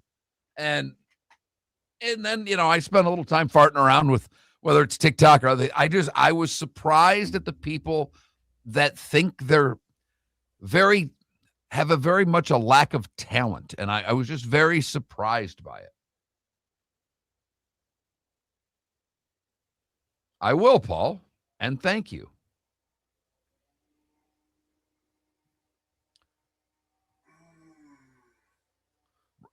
That's what I see, Javier. And I'm a fan, so I have trouble with that. And in concert, they were, and I saw them in their heyday. I saw them on the Joshua Tree tour. David saw them before that. In concert, they were amazing. They Bono worked a room as well as anybody I've ever seen. Now we're going to hear all the same things because he's laying down there. But yeah, I just didn't realize that there was that much animosity towards that band. I will say I was excited yesterday because I played golf yesterday and rode with a guy that I really like, and he had his new cart at the big sound bar. And we've ridden together and listened to music, and similar taste, but he never brought it. And he just looked at me and goes, "Hey, you care if we listen to The Dead today for Bob Weir?" I'm like, do I care? I'm like, absolutely. What a great 4 hours. That Grateful Dead the whole day. I made a couple of birdies. Nice. Should have made one more. I lipped out two more, and that pissed me off. Didn't get a skin either. And they paid yesterday, too. That sucks. Not a lot of skins yesterday. Oh, by the way, Diamond District's back next week. The problem with an agency, everything takes longer. Okay. But through the end of March.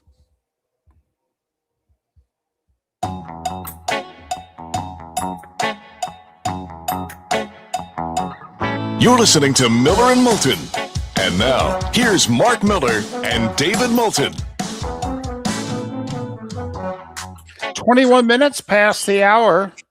Good, bad, and ugly. What's on tap? Today was the day when. Some final thoughts. All coming up in a little more than 15 minutes time. Miller and Moulton, millerandmoulton.com, Miller_Moulton on X.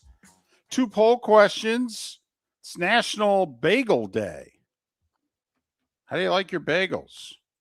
At least what you put on them. Butter, peanut butter, cream cheese, or something else. Cream cheese winning combined over 2/3 voting cream cheese for what it's worth. See, and I don't like cream cheese. Not surprised.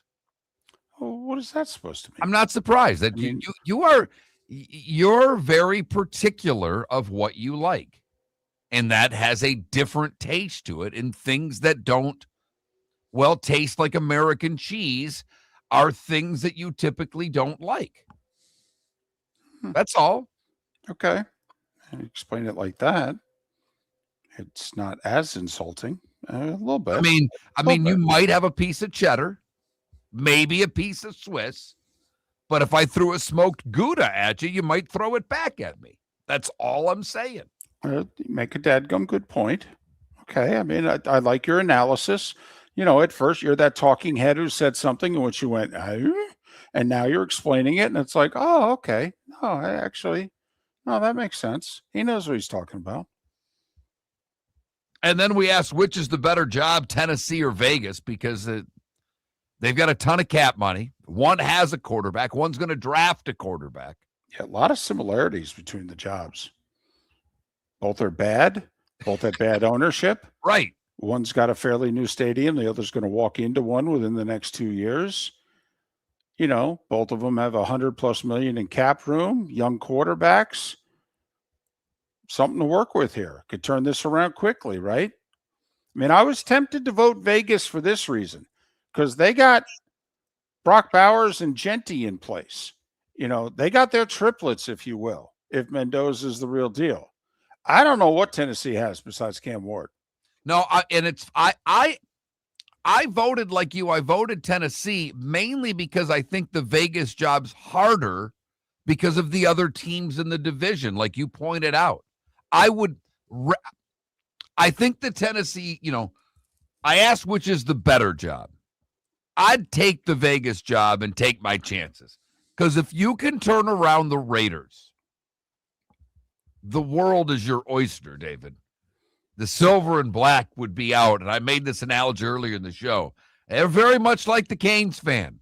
They can disappear when things are bad, but when things are good, oh, are they loud and proud. Loud and proud. And there's a lot more of them. Raiders fans are in every corner of the country.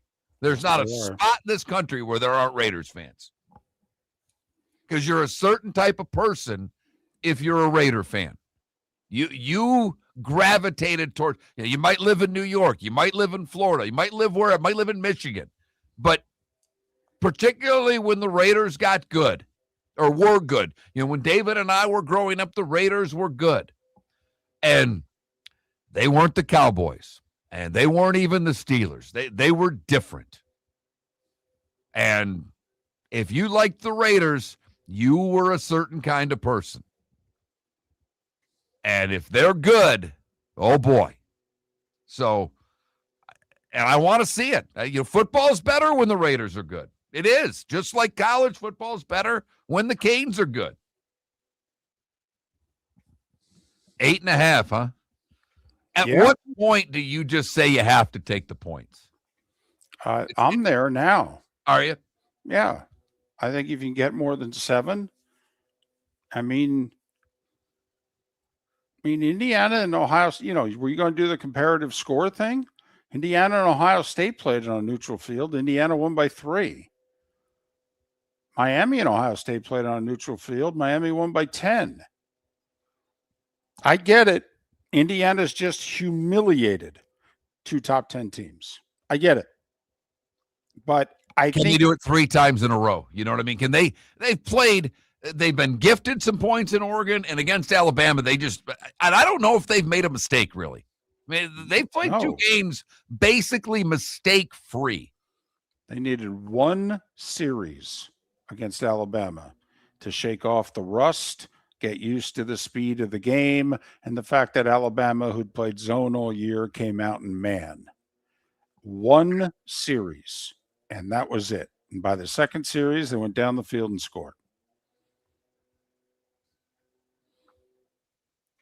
If you could guarantee, I would bet a large amount of money. If you can assure me that Miami will play a clean game, no turnovers, that's all I'm looking for Miami. To me, it's like the Seahawks with Sam Darnold. If he plays a clean game, I don't see San Francisco winning. I don't. Hell, I think if he throws a pick, they're okay. But if Beck and company can just hold on to the ball, what have Alabama and Oregon been unable to do? Get into the fight. They've got hit hard early and knocked down, and they couldn't shake it off.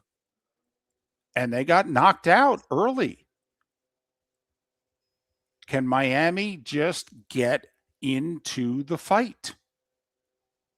Because I think Miami would love to get into the fight. Love it. I think they'd love to look at Indiana. First series of the second quarter, 7-3 Hoosiers. Let's go. Let's go. We're going to run the ball, by the way. We outweigh you by 50 pounds in some places, and by an average of, I think, 35 across the line. You can be as well coached as you want. I'm bigger than you. And I'm every bit as athletic and as good as you. One of the things that Bud Elliott brought up on our show Wednesday that I think is really critical. And also a film guy that I follow talked about it, is that Miami did a really good job picking up all of the stunts and the different things that Ole Miss was doing defensively. Indiana's done a pretty good job of getting pressure on the quarterbacks. Maybe even a really good job. If you pressure Carson Beck, he makes mistakes. Mm-hmm. So can Miami keep the pocket clean? If they can do that, then I think we've got a game. And I know you're saying clean game turnovers, and obviously just neutral turnovers would be wonderful if you're Miami. Just an even. If you win the turnover battle, well, hell, that's awesome. But if it's even, can Carson Beck stay on his spot and deliver throws? Because if he's pressured, he's been known to make mistakes. Mendoza's not made mistakes. Now, Indiana and Mendoza have got to be looking at the Ole Miss tape going, well, if they could throw the ball around like that, what could we do? Now, I think a lot of it was making the plays on the run. And while Mendoza, I think, is much more athletic than people give him credit for, but I don't know if Mendoza can make the plays that Chambliss made. And I think Miami will take their chances having any quarterback try to make some of those throws that he made in that Fiesta Bowl. I mean, he was magical. But another little thing, Mark, Miami got comfortable in the first two playoff games early with, oh, we could punt and we'll be fine. They didn't panic against Ohio State. Okay, they had no trouble punting the ball back to the Buckeyes. They were comfortable offensively and defensively saying, yeah, another round, let's go. Okay, against Ole Miss, midway through that game, started to get a little uncomfortable giving the ball back to them because they're probably going to score. So that's what I'm curious about. Can Miami play their way into this game where they're comfortable and it's okay to punt?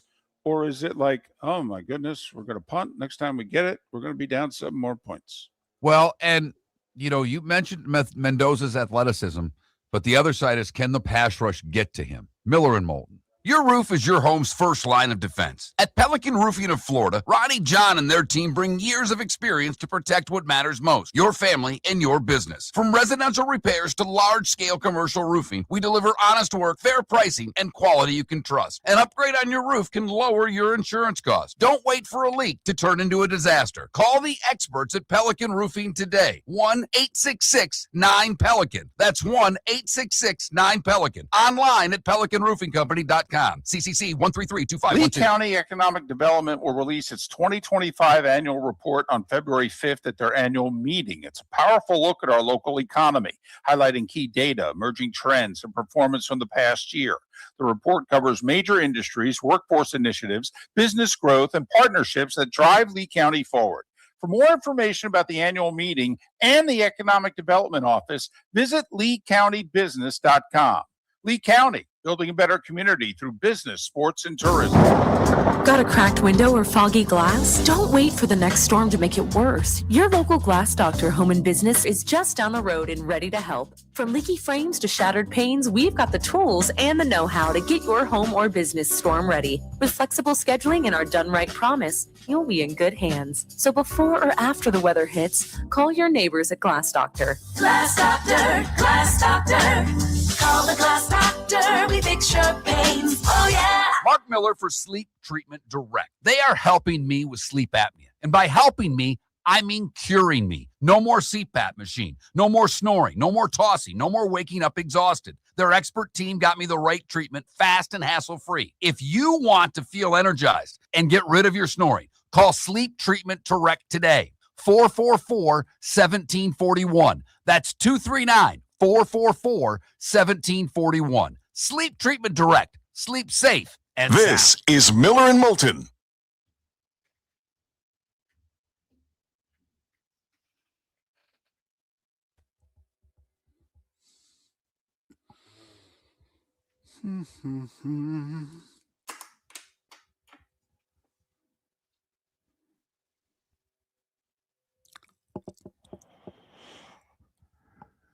Excuse me.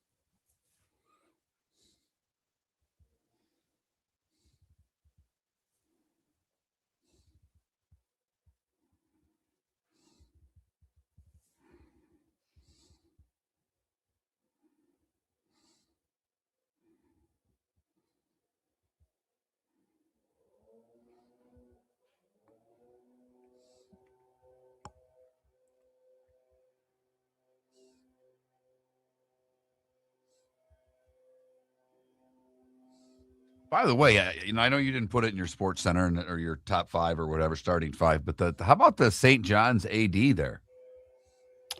Well, how about his response? He released a statement. He's like, I don't know what the hell these people are talking about. I didn't do anything wrong. Right. Okay. Well, it's New York. I think the Post will be on this one, David. We'll stay updated. Michael, no. Not once, not ever, not in a million years. I no. You might I get won't watch it. If David talks about it, I won't listen. You'll get a score on Monday in the starting 5. And trust me, when he's giving those scores, I will look at my phone and start looking at something.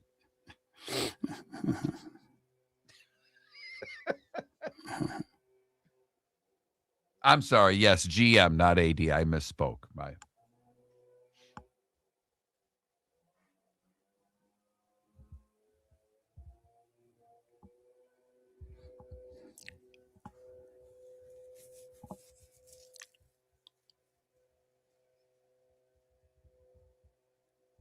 Yeah, not bad.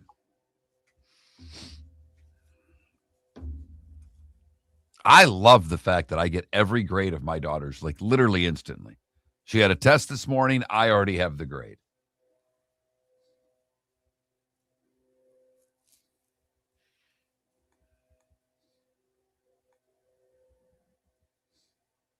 What fantastic sports speech about the hope and teams not having it, or the Hall of Fame? Which one, Deadstroke? Because there's been a couple today. I mean, got to be honest with you, David's been good today.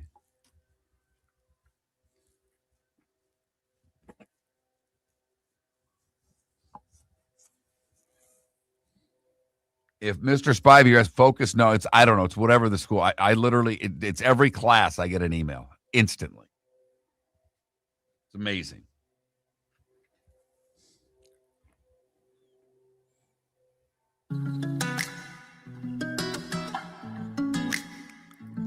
Welcome back to Miller and Moulton. Text the guys what's in your mind at 21,000.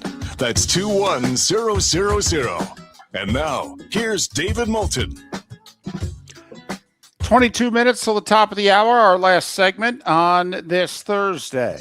Football Friday tomorrow. If you missed it, Pat Kirwan was on the show earlier, so he will not be with us tomorrow. He's traveling for CBS.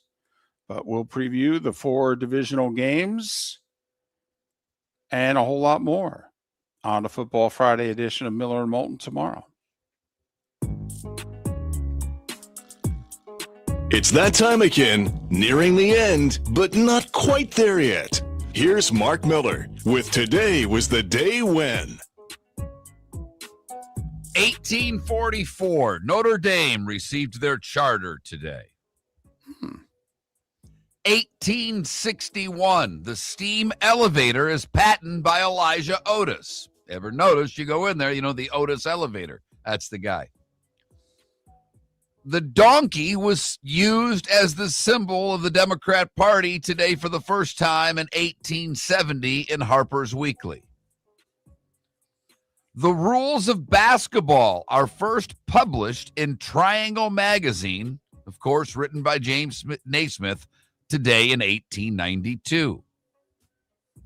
Today in 1942, FDR sends his famed green light letter to Major League Baseball Commissioner Kennesaw Mountain Landis, encouraging baseball to continue playing during World War II. Barry Gordy signed the Supremes today in 1961. Brunswick Records, never heard of them, but they released the single I Can't Explain by The Who. It was their first single after changing their band name.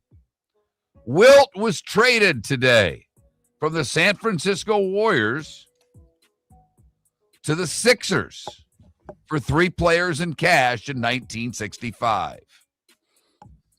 Super Bowl I today in 1967. It was a rout. The Packers beat the Chiefs 35-10. Bart Starr, your MVP. I believe it was 14-10 at the half. Have you ever seen the halftime picture of Len Dawson in the locker room? He's drinking a Fresca and he's smoking a cigarette. I've seen a picture of him on the bench smoking, but I've not seen a locker room shot of him Halftime going with a lung dart. halftime of Super Bowl I. There he is. The uniform's got a lot of dirt on it, and he's sitting on a stool with a Fresca in between his legs, and he is sucking down a dart. I love Fresca. I'm going to say it out. I do. And it's a nice mix with vodka, in case you're interested. All right. 1971, George Harrison released his first solo single, My Sweet Lord. It would top the charts in 15 countries, and it would become subject of copyright infringement laws. Today in 1972, Don McLean's American Pie hits number 1 on the Billboard charts. Pretty big show started today in 74, David. Happy Days begins its 11-year run on ABC today in 1974. Space Mountain opens at Disney World in Orlando today in 75. Super Bowl 12 today in 78. The Cowboys whip up on the Broncos 27-10. Co-MVPs, Harvey Martin and Randy White. And I think the most amazing part of that game was the night before, as a local TV anchor. He had dipped his toes in the network broadcasting thing, but he was still a local Dallas TV anchor. Vern Lundquist did a live show at 7:00 at night, less than 24 hours before kickoff, in which he had Roger Staubach and the opposing quarterback, Craig Morton, on the show at the same time. Okay, can you imagine anybody, ESPN, anybody, 24 hours before the Super Bowl kicks off, doing a show in a hotel lobby in which both starting quarterbacks are sitting on set and stay there for a half an hour? No, I cannot. It's amazing still to this day. David, I think we heard Let's Be Careful out there for the first time today in 1981, because on NBC, Hill Street Blues premiered. I loved it. It was a great show. I loved it. Patrick Waugh recorded his first of 66 career shutouts today in 1986, with the Canadiens winning against Winnipeg at the Montreal Forum 4-0. Jimmy the Greek had his bad lunch today in 1988. Made comments about African Americans. He believed they were off the record. They were on the record. They were all published. He was fired the next day. He was actually trying to compliment the black David, guy. I had a history class with a black professor in college. The first thing he asked the class, and it was 1992, because it was the last class I had in college. And he says, anybody remember who Jimmy the Greek Snyder was? Most of us raised our hands. Do you remember what he said?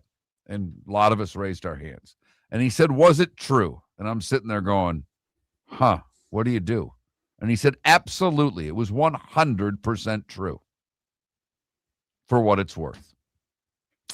There are a lot of people that believed if Brent had backed him, he would have kept his job. But Brent kind of stepped to the side. Today in 1990, the Tigers signed this guy who spent the previous year in Japan. He would hit 51 homers the next year. Cecil Fielder signed with the Tigers. LT announced his retirement today in 94.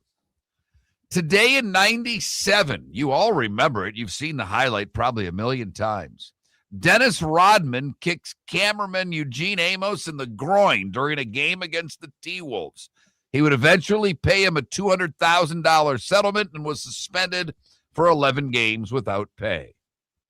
Wikipedia goes live today in 2001, and Sully landed the jet in the Hudson today in 2009. Lloyd Bridges, Martin Luther King Jr., and Leonard Skinner, singer Ronnie Van Zant would have all celebrated birthdays today. Charos, 75.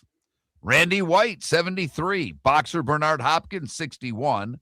Regina King is 55. Drew Brees, 47. Southwest Florida's own Ernest Graham is 46. And Pitbull is 45. What did I miss, David? How old's Regina King? She's 55. She looks great.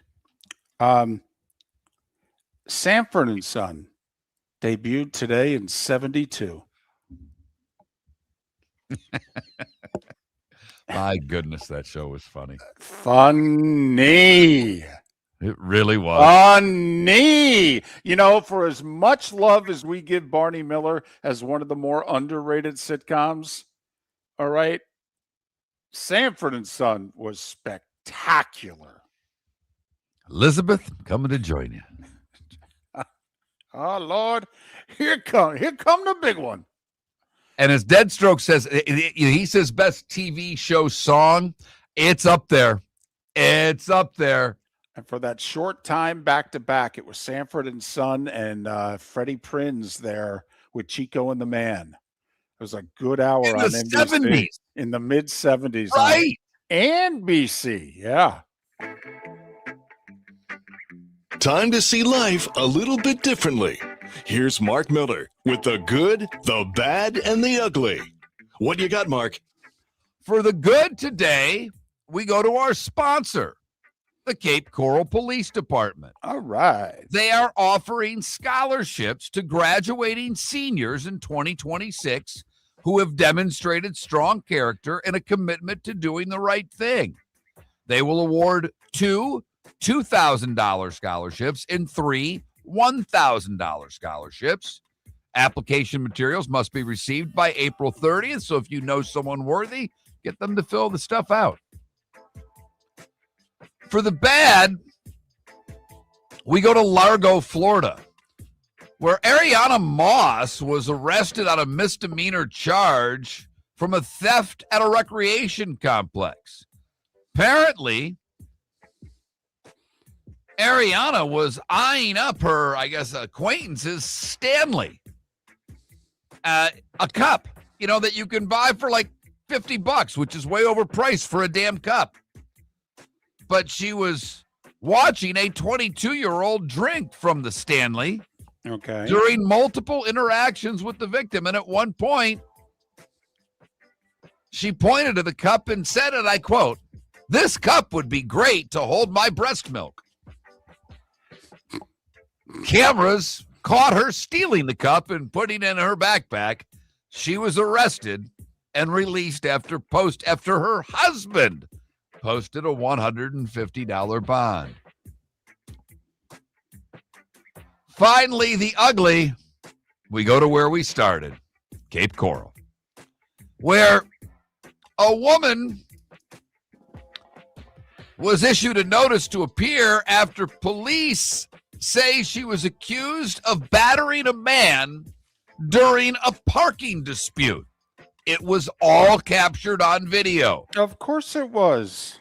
The victim told officers that an unknown woman struck him multiple times in the chest with a closed fist following a verbal argument over parking spaces. The victim told police he began recording the incident after he was hit the first time. Officers reviewed the footage and observed the woman, identified as Susan Zabinski-Litis, charging towards the victim, making physical contact and stating, "I'll put them on you again."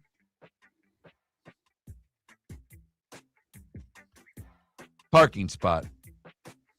They used her vehicle registration to identify her. She was arrested.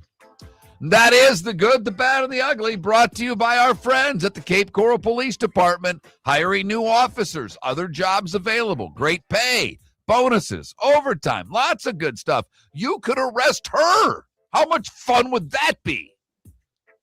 For more information, capecops.com, capecops.com. So there are 9 games in the NBA today and tonight. The Magic are in Germany. Remember, they've got the Wagner brothers. And there's a nice story yesterday about how Orlando's had a 20-year investment into Germany and that they're actually Germany's team, which is a bit surprising because you would think it'd be the Dallas Mavs, right? With Nowitzki. All right. Anyway, Magic at 2 this afternoon on Amazon are hosting Memphis. I say hosting, they're the home team, but they're in Germany. 2 this afternoon. Then you got 8 games this evening. Heat are hosting the Celtics, but the Peacock doubleheader is OKC and Houston at 7:30. That's a good game. Yeah, arguably top 2 teams in the West. And Knicks Golden State at 10. College hoop, 1 game involving a ranked team, and it's a system play. 9th-ranked Gonzaga, 17.5-point favorite at Washington State. 10 o'clock tonight, CBS Sports Network, if you're interested. But we've got to take Washington State in the 17.5. That's what our system says. You just hold your breath and you take them and you do it.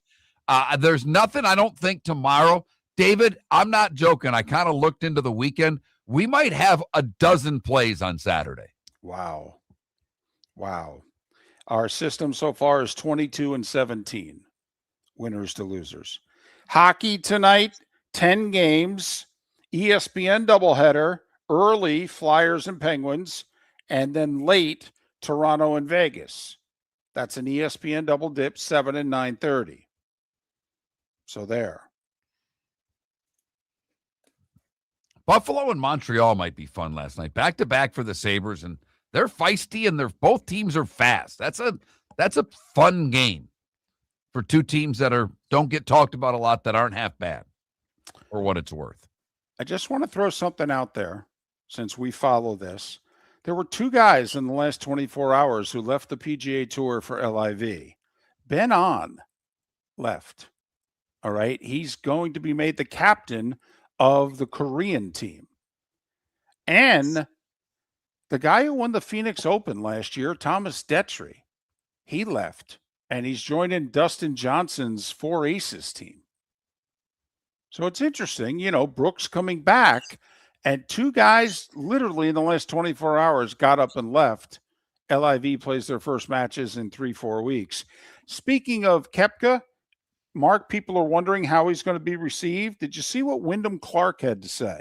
I did, and I kind of laughed. I mean, I don't know if he really knocked Brooks. He more knocked the tour to me by saying, if I'd have known I could leave for a couple of years and just take the bag and come back, I would have.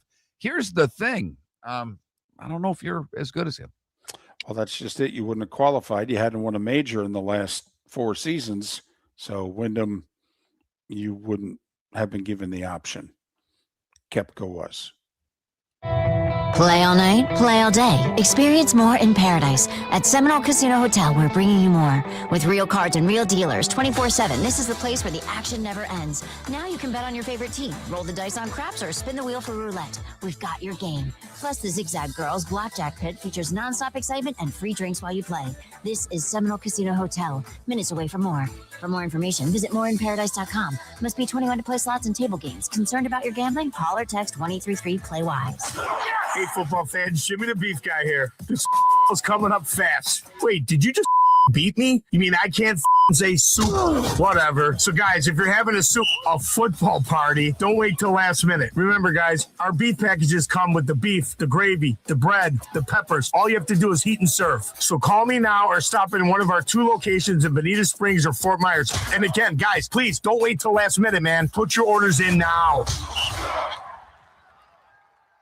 Let's talk the big differences between Floor Meisters and the big box store that sells flooring. Floor Meisters is family owned. They do flooring, not doors, nuts and bolts, or weed killer. They specialize in it. They know it.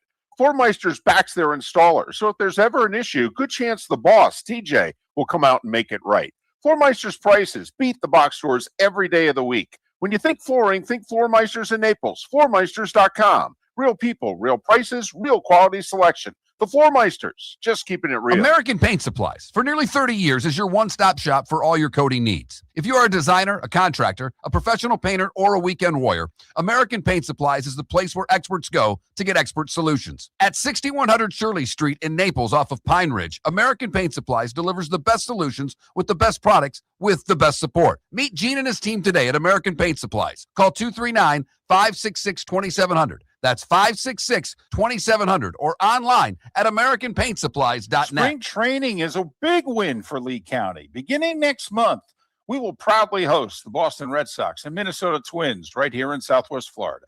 It's more than great baseball. It's jobs, visitors, and $69 million in tourism impact for our local economy. Get your tickets at RedSox.com and Twins.com. Be part of something that strengthens our community.